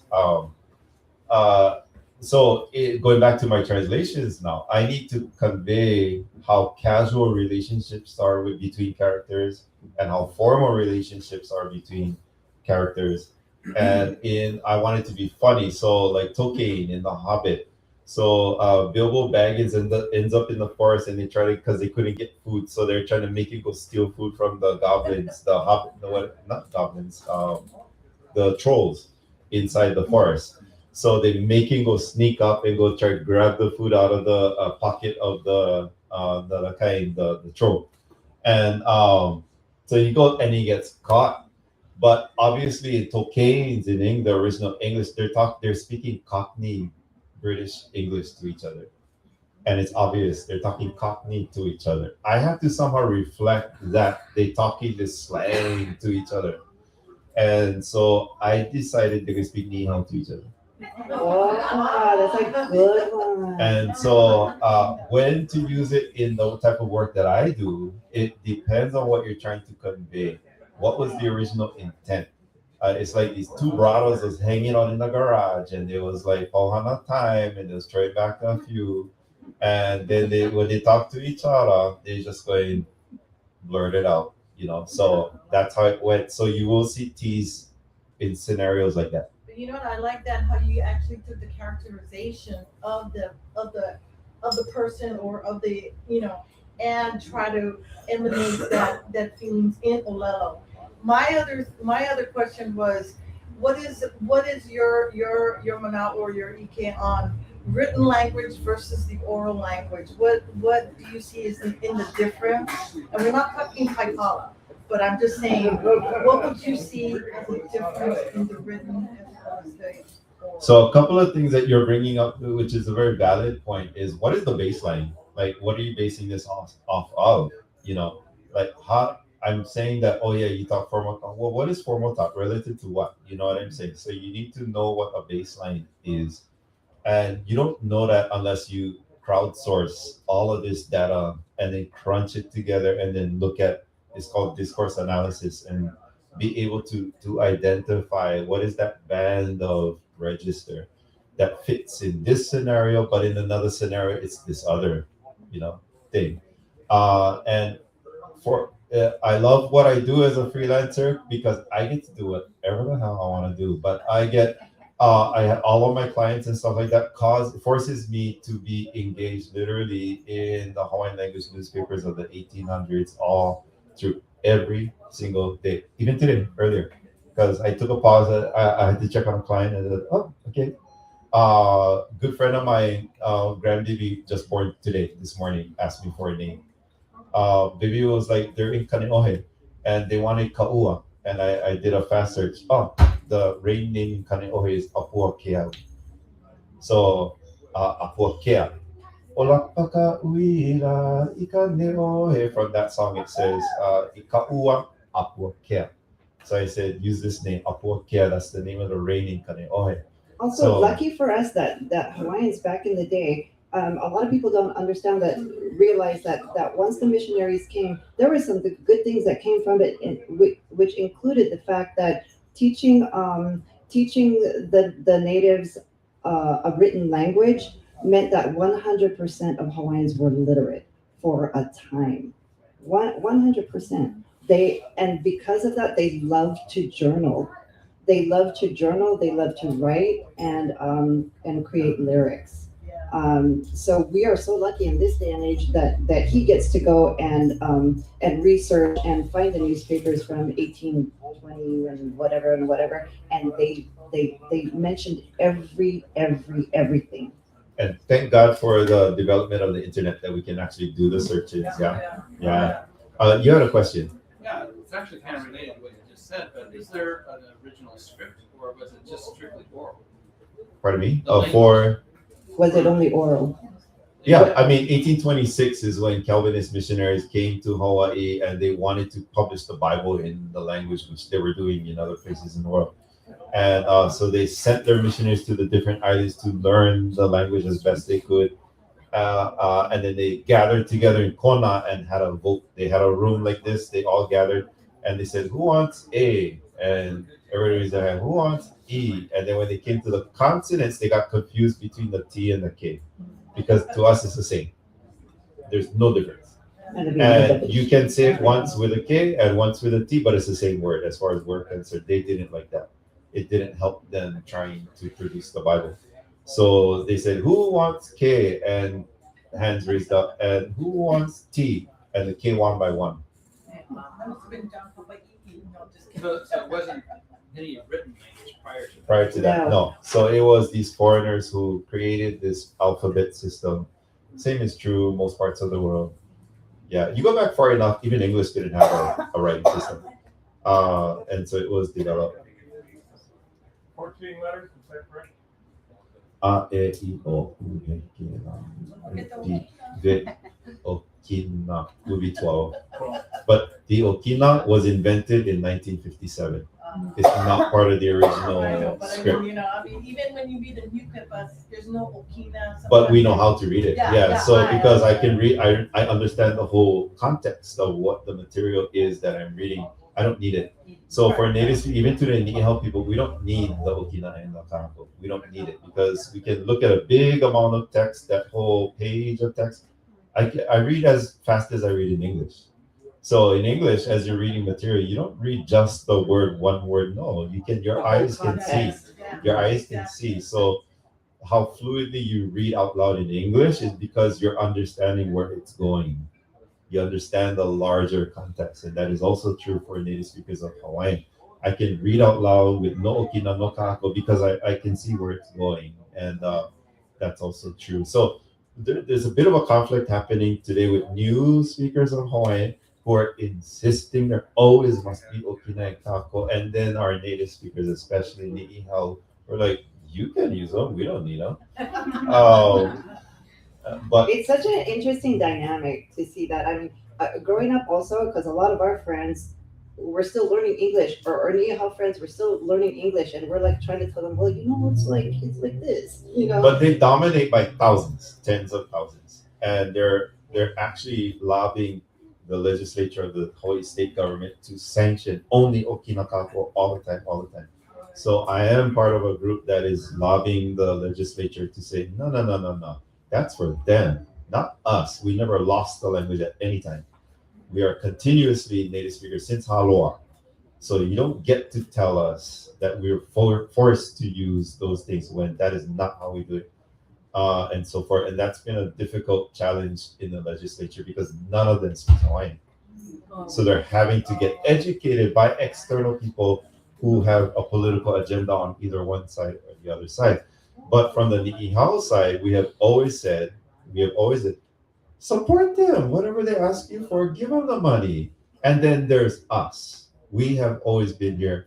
You have been supporting them all this time, and then there's us as well. And we demand support at the legislative level. It's been difficult to get them to believe that. It's kind of strange, actually. So. Oh, amen. Well, just on what you were just saying, because I'm not familiar with the term. So the two other, are they characters or punctuation? Or Oh, yes, I'm sorry. Okina is the glottal. So keia, how my voice breaks there, keia would be represented. If I were to represent the pronunciation, I would add a glottal mark in there.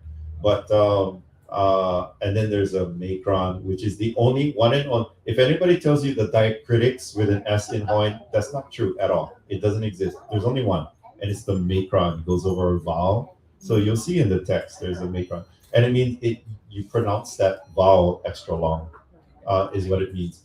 And then you have the glottal mark. Glottal is considered the last letter of the alphabet since 1957. And so it is not a diacritic. It's just there's just one diacritic, and it's the macron. Go ahead. So since it was created in 1957, By Pukui and Albert. So Mary Pukui, who is the native linguist, native speaker, contributor of all this information. Then there's Samuel Albert, who is this professor of linguistics. So they decided to team together to create a dictionary of Hawaiian words with English interpretation. Don't confuse that with a dictionary. It's not the same thing. So to create a dictionary, think of Webster and Oxford. Is it in English with French explanations? No, it's English and English. That's a dictionary. This is a list of Hawaiian terms interpreted in English rendering. That doesn't give you the mind of a Hawaiian speaker to read the definition, supposed definition in English. That's not a definition. So I'm a linguist, sorry. And so you cannot consider that a definition. It's an interpretation or a translation into a foreign language. Yeah, it's not the same thing. Are you able to actually take an American idiom and translate it into a Hawaiian idiom? No, it's the same in other languages. Yeah, French idioms, some are the same. There's overlap, but not all. There are many idioms that are, for example, in France, in a French context, yeah, you sit at a table, the family gets around. By the way, I still love that the culture still exists among the Europeans, especially the French. There's no such thing as, okay, mom says, okay, food's ready, and each person goes to the pot and scoops their own and goes and watch TV. That does not exist. You must sit at the table together today. You must sit together at the table, no phones. And then once everybody sits down, the food is prepared on the table, and the last person to sit down is the father or whatever, head of the table, and that person, nobody touches a thing. You have to sit there and you have to wait, and then the last person sits down and says bon appetit, and everybody goes merci, and then everybody picks up their fork, and then you can start. And nobody touches their food until that person says bon appetit. Do we say, even when we sit at a table together as a family, do we say enjoy your meal? Nobody says that. So that's an idiom that is French. Why would you translate that? Right? You know what I'm saying? So there are, like, when we say thank you, the response is what does it even mean? What does it even mean? Seriously. Y-O-U apostrophe R-E. I'm an English speaker. I can't even tell you. It's just something we say without even thinking about it. So do we say you're welcome? We have mahalo. Do we have you're welcome? We do not. And many English speakers ask, well, how do you say you're welcome? Well, why should I? For French speakers will often ask, as they're learning English, they'll often ask French speakers will ask, how do you guys say bon appetit? And we go, Bon appetit. no, we don't do it. We simply don't do it. We simply don't do it. That is not our culture. So that's an idiom. So why should I be expected to translate every idiom? But that's an interesting, I had this conversation with Cal a long time ago when he was talking, and he said, oh, I had to write this thing about something, I don't know if you remember this, Cal, and he said something about a computer. We're talking about somebody asked, how do ni hao people say computer? Well, they don't use a computer, so why are they going to say anything other than when it does come into their language, they're going to say computer. Why do we have to create a Hawaiian word for computer? But electronic or mechanical devices, you can use mikini. Mikini is a Hawaiianization of machine, and it works for anything. So, like device, we use the word device, and it could be anything. It could be the phone or the laser pointer or we say device. So mikini can be used in any of those contexts, and it's fine. There's nothing wrong with that. And we could make up a new device, and we still say mikini. So how old were you when you went to your tutu and wanted to learn the Hawaiian? 17, but even while I was at graduation, but because I went Kamehameha in town, and then she was in Hau'ula, and then I just moved over there. But I had, even while I was at Kamehameha, I on the weekends I would go to Hau'ula and go stay with her, and that was really the beginning where I started to bother her. Then when I moved in, that was it. She had no chance. She wanted us to be satisfied with just a few things that she would, that we could glean off of her. Like, she would say, "Piggy, anu, go get a sweater." And like, so I know that anu means it's cold. Go get a sweater. but that's really all she gave us, is just bits and pieces here and there that we had to kind of translate for ourselves and figure out along the way, which we did. But as far as full on conversing, she wasn't going to do that until he came around. And then nieces and nephews along the way have asked more questions too. And you know, and there literally was a spike in the learning of the language. And when we were going, so it's a good 50 years now where we were really questioning what is happening to our But language. you will not find classroom talk, immersion school talk in any of my work. None, nothing. No, I only know one way for talk, and that's how my grandma guys talk and people talk. You will not find any of that. I did render it with Okina and Kako. I made a concession. You know, majority of people maybe kind of need it, so I could have done it entirely without, and I would have been able to. Any of our people would have been able to read it anyway. But I chose that to favor the majority of people who would pick it up. You know, kind of a thing. And I was playful with the language. I was playful along the way. I'm lucky that I got publishers that, like, already Alice in Wonderland, for example. No, The Hobbit. We're on edition number 4, 4th edition already. Because I read the first one, then I got it, and then ooh, did I say it like that? I'd rather say it like this. And so I mark them, and I send them back to him, and we come up with edition number 2. And then I did the same thing. Never satisfied. So I did the same thing. We're on 4th edition right now, and it's already marked up. Yeah. So there's always this chance, the fluidity, ability to, and I actually enjoy feedback. So people who can read Hawaiian, and if they give me input, I'm happy to adjust, because my publisher is that good and can make it happen. You know. Mahalo for all of your questions and for your reflections. It's very clear that we have a lot of interest with Uncle Cal, both here in person and online. So we're hoping this will become more of a regular thing that we can do in hybrid spaces. So please keep a lookout between both West Kaua'i Sun and Hawaiian diaspora to find where we can continue these conversations. Uncle Cal will still be around, so please feel free to ask him some more questions. We have his books as well. You can purchase and also get signed from him. He'll be right outside. And what I think would be a nice little treat is if you could end us on this first paragraph of Winnie Kapu. And then I believe, Mom, we have one more hula. Yes, we do, because I have my lovely ladies, if they're still here. I have only one left. Okay. All right. Oh, there's Gina. Is Stephanie still here? Okay, don't fall asleep. So this is in what you call leading up to we are going to do an audio book.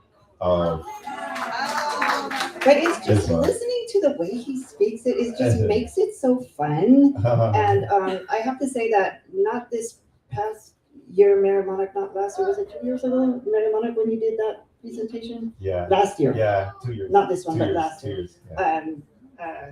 It was really fun because my sister and I got to sit in on his, the Winnie the Pooh had just at the Hawaii Theater in Hilo during and a Mayor bunch Monarchy. of kids were there, and they were they're immersion kids, but they were going through their own drills and stuff about learning poetry and Hawaiian and Olelo and quizzing each other. And then Keao came up to the stage and just did this wonderful portrayal of Winnie Kapu. And he's so funny because he would like read a thing, like how when you watch Winnie the Pooh or reading the book and it's so silly to yourself that you laugh. He's like telling the story and he goes, it was so silly just to hear him say it, but he's like, just the Winnie the Pooh is so silly. How can you not giggle? Yeah, How can you not giggle? It's Winnie Kapu. And the fact that we can say it, Winnie Kapu, is so fun to say. Yeah. First of all, I want to acknowledge my older sister, Reedy. She made these quotes by hand. And Palaka style, and I felt like, that just brought Winnie the Pooh home as Winnie Kapu to us. As in our culture, because all cultures, don't we all love Disney for one thing, and don't we super love Winnie the Pooh? Yes, yes. So she did this for us because we were doing a special Winnie Kapu evening tonight, and so this was made special for this weekend. So to let you guys know that they are for sale, and they're handmade from Kekaha by a real Hawaiian who learned to cook from our grandma. So grandma taught me to speak. Grandma taught our sister really to cook, and taught our tutu Alice. Taught our Alice Namakelua. Taught my sister Pinky how to play ukulele and slaki guitar.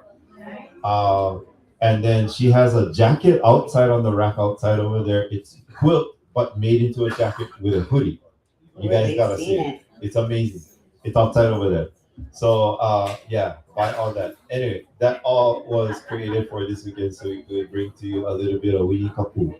So I'm gonna read chapter 1. So I don't know if you guys know. Okay. So the other year I went to the UK and I got to visit Cambridge. I actually made a presentation at Cambridge University, and that campus is amazing. It looks like something out of. It really does look like something out of Wonderland. Huge grassy areas, old castle looking buildings, and a river that flows through, and they call it punting. These long, like in Milan, like what is it, Milan? No, No, Venice, with all the long boats that go through the canals. You hire one, it's just the thing to do, go through Cambridge campus. And so I did that. And they tell you the buildings that the authors were either teaching in or lived in as where they're living when he wrote Winnie the Pooh. Yeah. So it's a big deal. You guys should go check it out. And then there's one boat that comes around selling mimosas. And it's just and then they pull up to you and you buy mimosas from there. You carry on with your tour on the boat. Yeah, it's so awesome. I highly recommend it. So this is him. I don't know if you knew, but Winnie the Pooh, his official name, I guess, was Edward the Bear. And then it got rendered into Winnie the Pooh. So here you go. Eia Edward ka Bear. Ke iho mai nei I lalo ki alapi I pa. Pela ka ho'okui ana o ka hokua konopo o makialapi I mahopi o Christopher Robin. Christopher Robin ke ia Edward Kapea. Iho mai I lalo ki alapi I pa. I lalo ki alapi. I ka mana o Kapea, pela wale no ka iho ana I lalo ki alapi. Aka I ke kai mana o oia. He hana o ko o no pa. Iho I lalo ki alapi.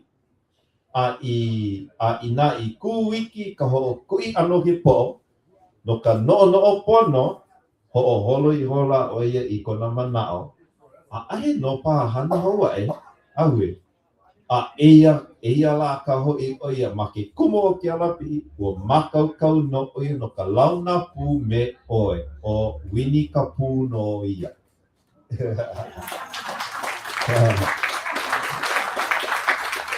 So, yeah, and I love when I have students read out loud so I can hear it back. You know what I mean? Because I listen, I was like, oh, yeah, okay, yeah. And most of the time I was like, yeah. I just love doing it. My publishers and I are looking for funding to help us finish the Harry Potter series. We got books 2 to 7. I'm in chapter 15 of 36 chapters of the last book, Harry Potter and the Deathly Hallows, right now. Almost top. I've already done all 7 books of Chronicles of Narnia. But we're looking for funding to help us produce those books. So if you know anybody who has a couple pennies that they love to spread toward Hawaiian literacy, please hit me up. Mahalo, please hand it out to Dr. Kelly. Thank you so much for being here. We're so lucky. We're so lucky. Okay, I think with that said, we'll say aloha to you, Uncle, and we'll get our last performance in. Mahalo, everybody. Thank you so much for being here. It means a lot to us. Mahalo.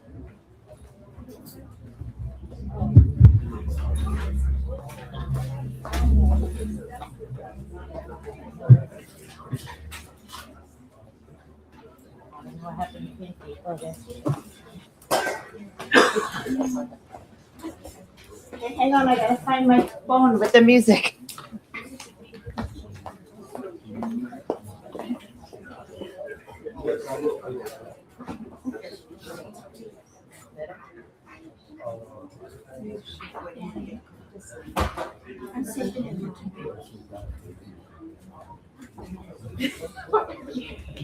Ladies, you ready? Are you dancing with us? Are you dancing on us? Here you go.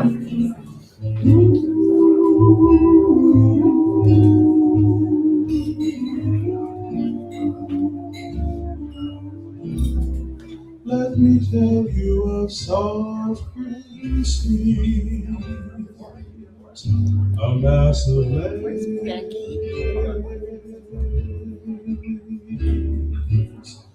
flaming trees, and lazy days,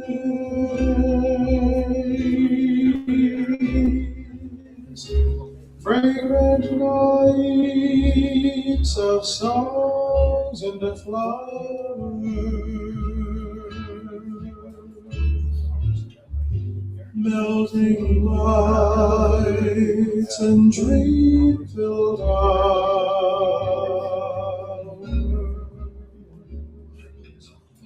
smiles and glances, steel guitars, hula dancers, laughter steps, and your heart and mine, just mine. Someone's left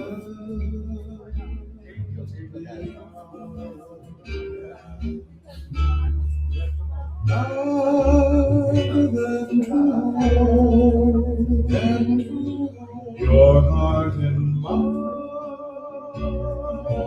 just mine.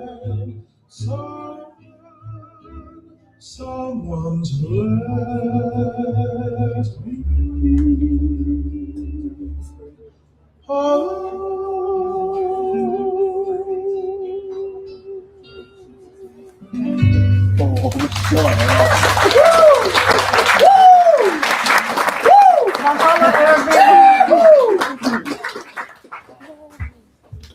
Thank you a million times. Mahalo for coming out, for just sharing and sitting and listening, and for just being here. Thank you very much. We're gonna have Elias back up. He's gonna play some music. You feel free to browse, go eat if you haven't eaten. Stand in line for a signature. Basically do whatever you like because it's fine. Good night.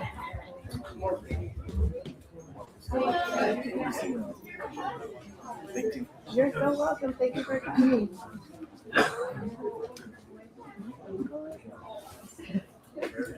I told him, I go, that's my shirt. I'm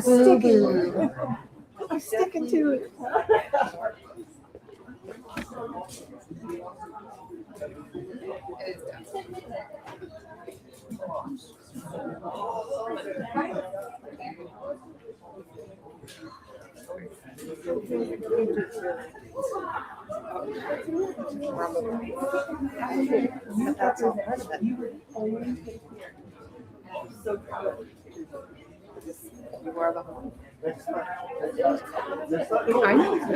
I know it's not the she's on black. She realizes that she's on black. Sorry.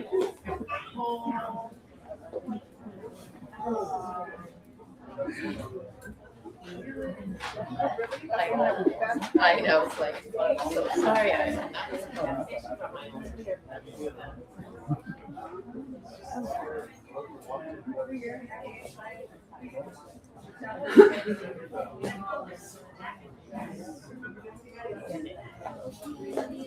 Then I was hungry. I was eating more after her. I was like, I don't know.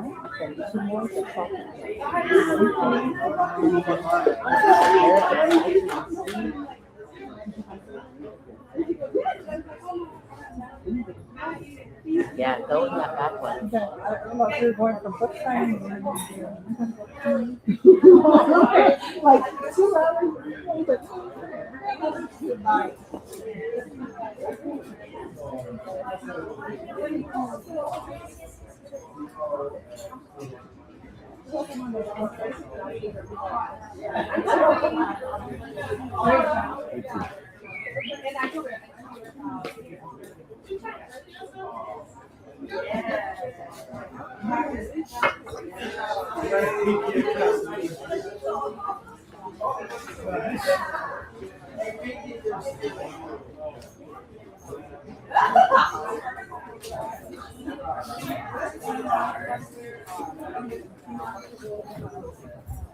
Who stole the box? All right, come over this way. Okay.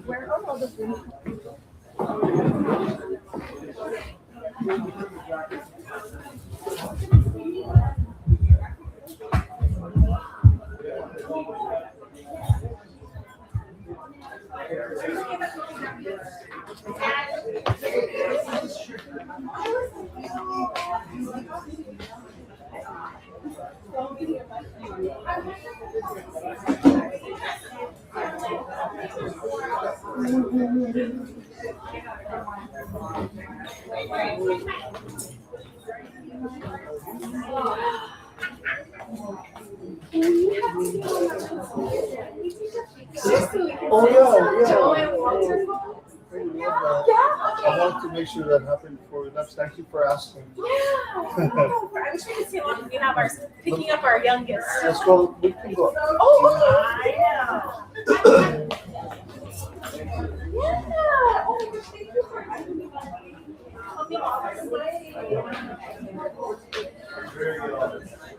There's a lot of auspicious things that happen in this space.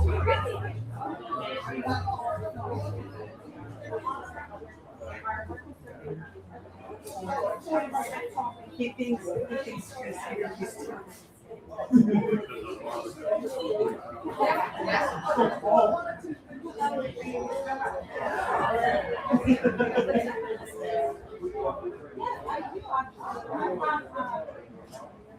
You know, Adam, oh, yeah. Yeah, I don't.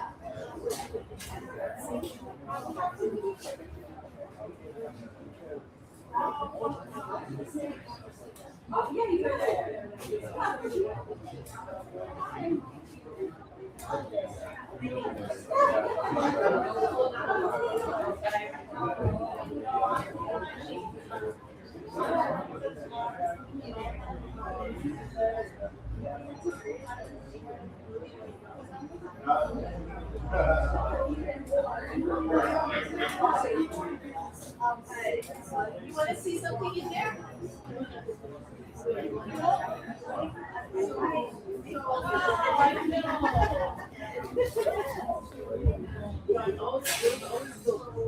Yeah.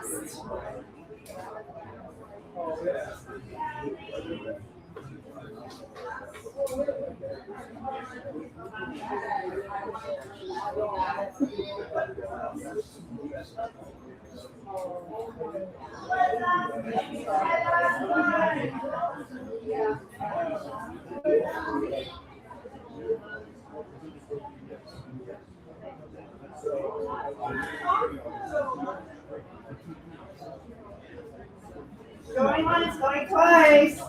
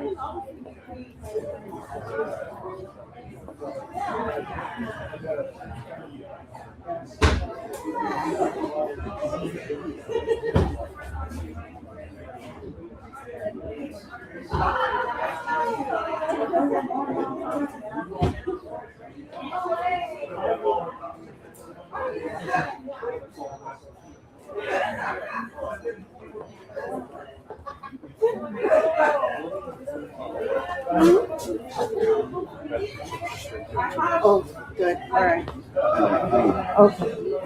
What's up with the telephone bill?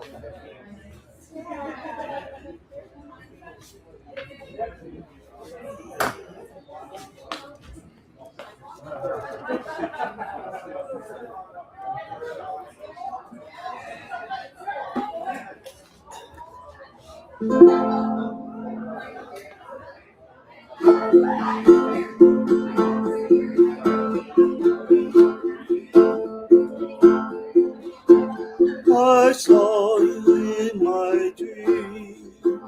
We were walking hand in hand on the white sandy beach of Hawaii. We were playing in the sun. We were having so much fun on the white sandy beach of Hawaii. Sound of the ocean soothes my restless soul.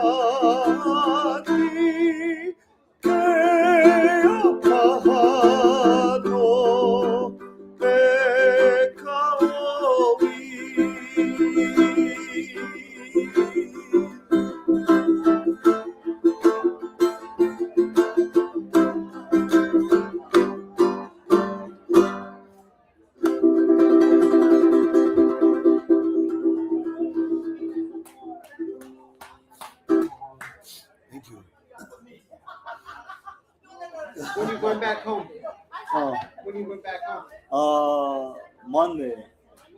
Yeah, I get to spend all this time. You staying with Auntie Kiki, Pinky and Ed. I'm staying at their house with with your Pinky's cousin. brother Kel, my cousin, and yeah.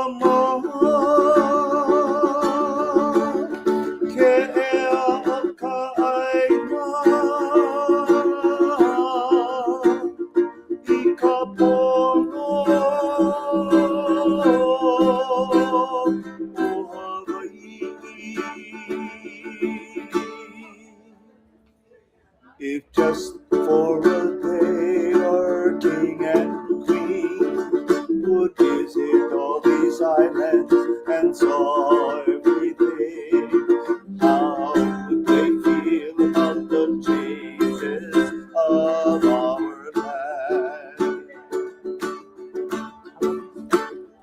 Would you just imagine if they were around and saw highways on their sacred grounds? How would they feel about this modern city life? Tears would come from each other's eyes as they would stop to realize that our people are in great, great danger now.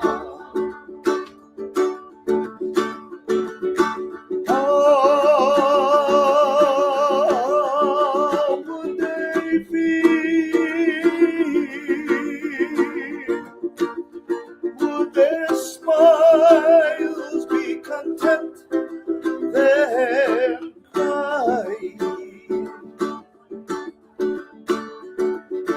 Cry for the gods, cry for the people, cry for the land that was taken away, and then yet you'll find Hawaii. Could you just imagine if they came down and saw traffic lights and railroad tracks? How would they feel about this modern city life?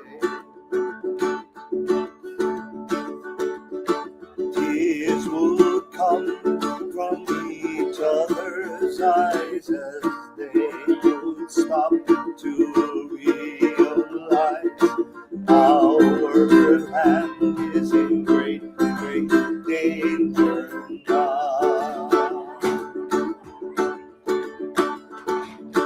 All of the fighting that the king had done to conquer all these islands, all these condominiums, how would he feel if he saw Hawaii?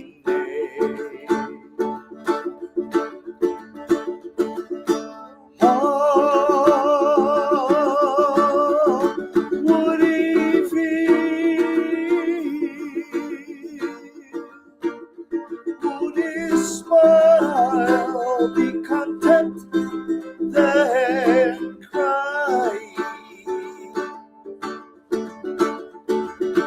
Cry for the people, cry for the gods, cry for the land that was taken away, and then yet you'll find Hawaii.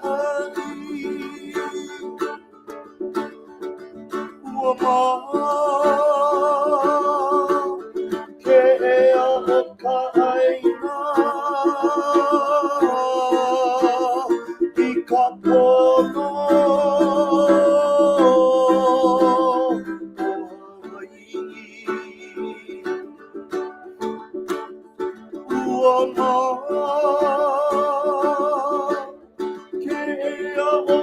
Pā'ina,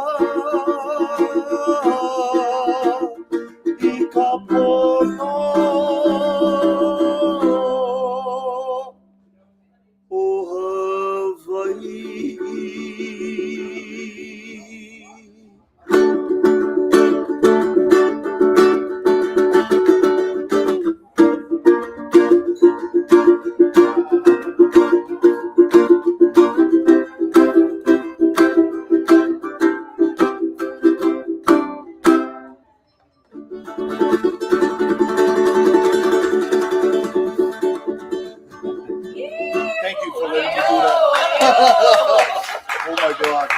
was so much fun. Yeah, that's Beautiful. anthem-wise. That's what we all live for. You know, Beautiful. we all get to live in that space. Thank you. No, you guys made like, oh, you fun. Oh, you, that was so nice. Oh, it's you.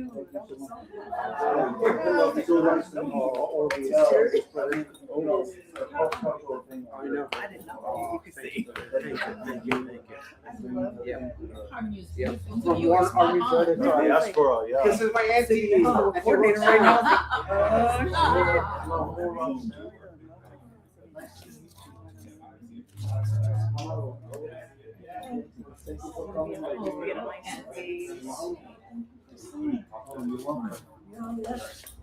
Grateful. I'm grateful to share. Yes, we do need more of it, especially in this world. Yeah. Thank you. Love you guys. This room.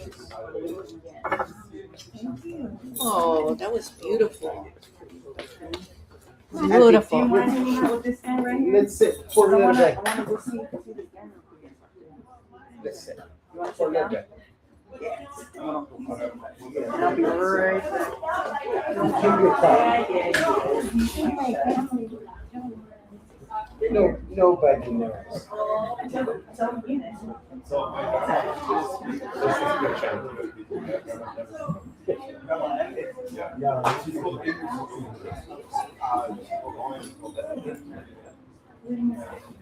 Today.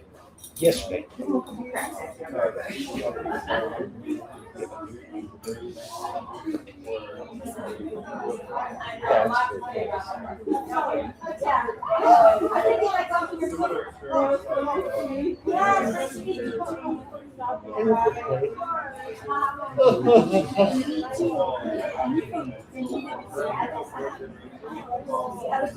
Hawaiian.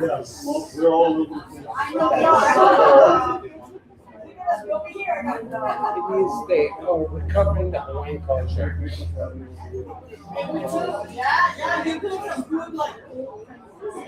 tomorrow I'm gonna come here and you guys want to come down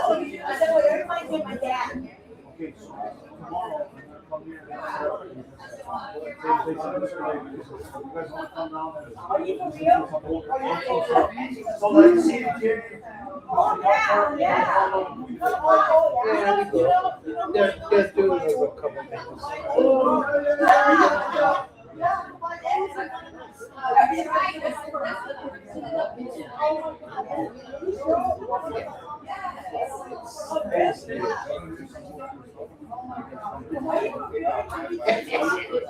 Sometimes I feel the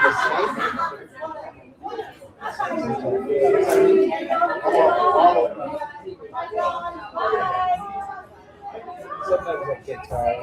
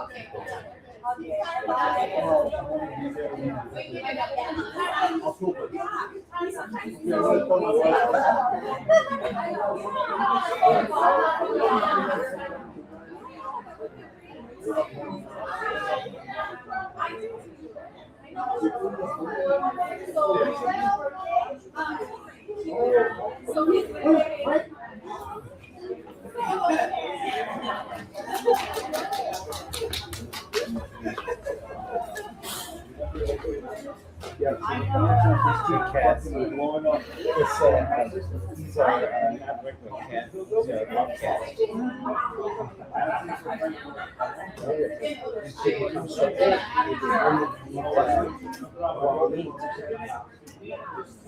Yeah, they're not really aggressive. And the cat, they can go up and just bite your face out. She's in the space right now. And they're not pets. I mean, regular cats are okay, dogs are okay.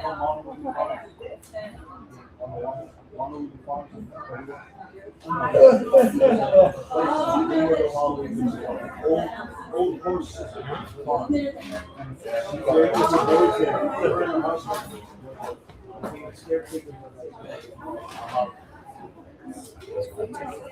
We put this one back here. That's a good idea.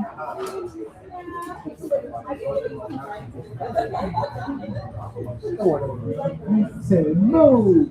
Get up.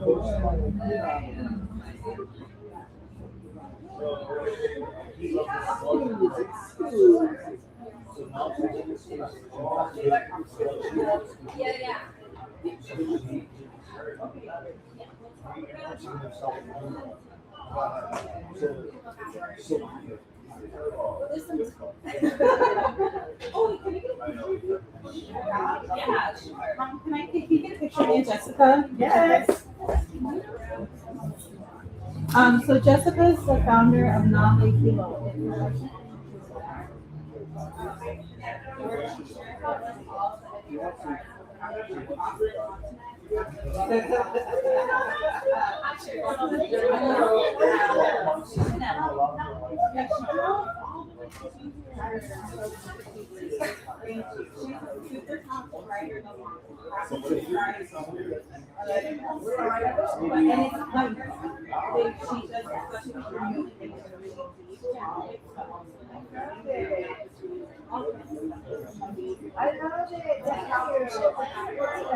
And she's rounding up all the lines.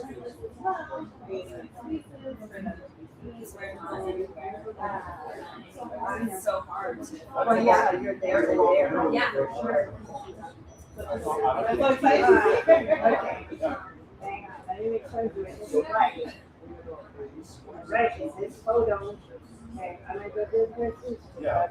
Oh, and pull that.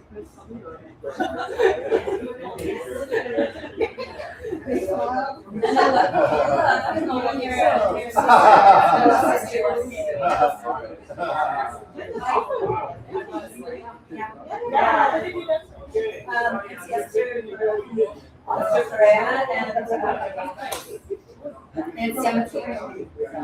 Yeah, and then she just doesn't have. Oh, yeah.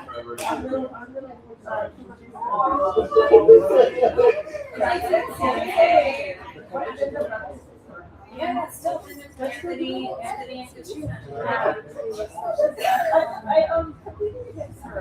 Yeah, oh, like in the solo category. Yeah, I was in the.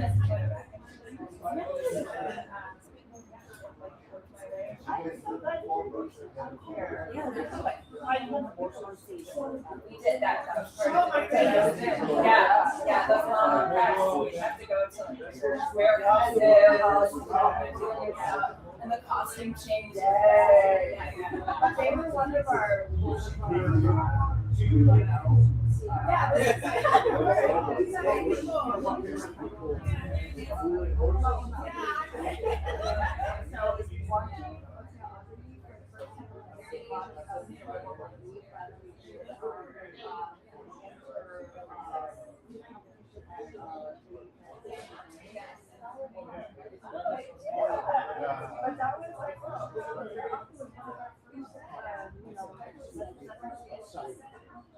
That's something that I really had hoped,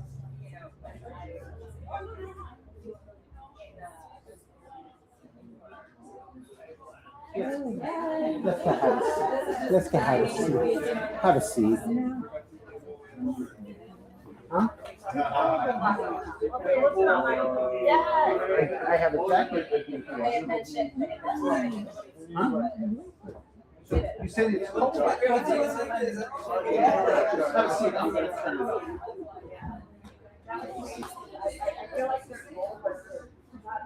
Any empty space on that entire stadium floor. Like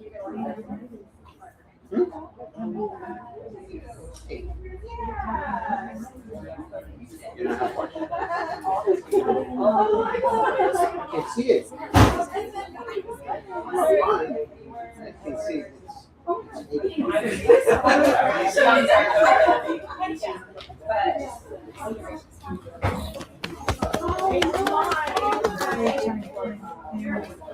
They are writing, they are signing books. Do you want to wait for them or you want to walk around? We can have a seat. See them for what? They're buying books. They know where you are because she knows. She said, have a seat. I'll be right back. Renee, your daughter.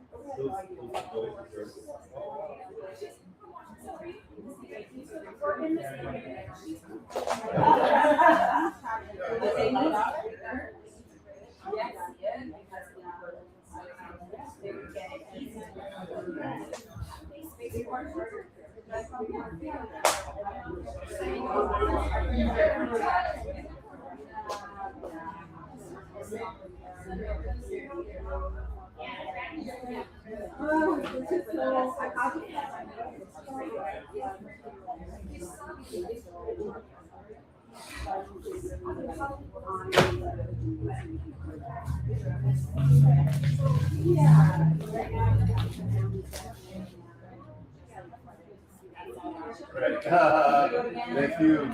Yeah, awesome.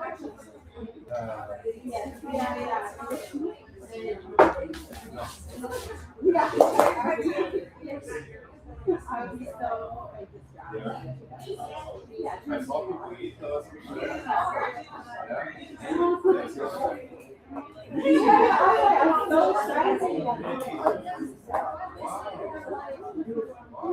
I saw this setup of the grass. The screen all around. Wow.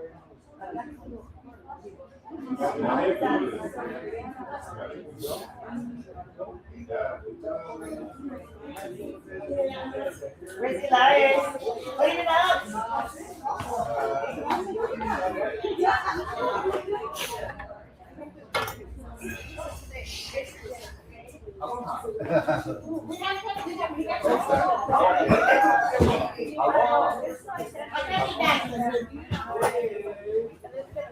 Oh, you were coming back. I got it. Oh, I get Cousin Mahal. Thank you, brother. Thank you, brother. I love Thank you, so man. much. Oh, love you. Oh, shit. Again.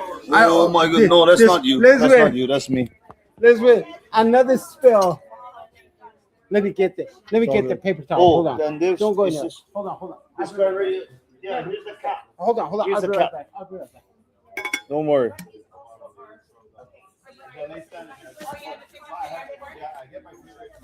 Used to spend my life in the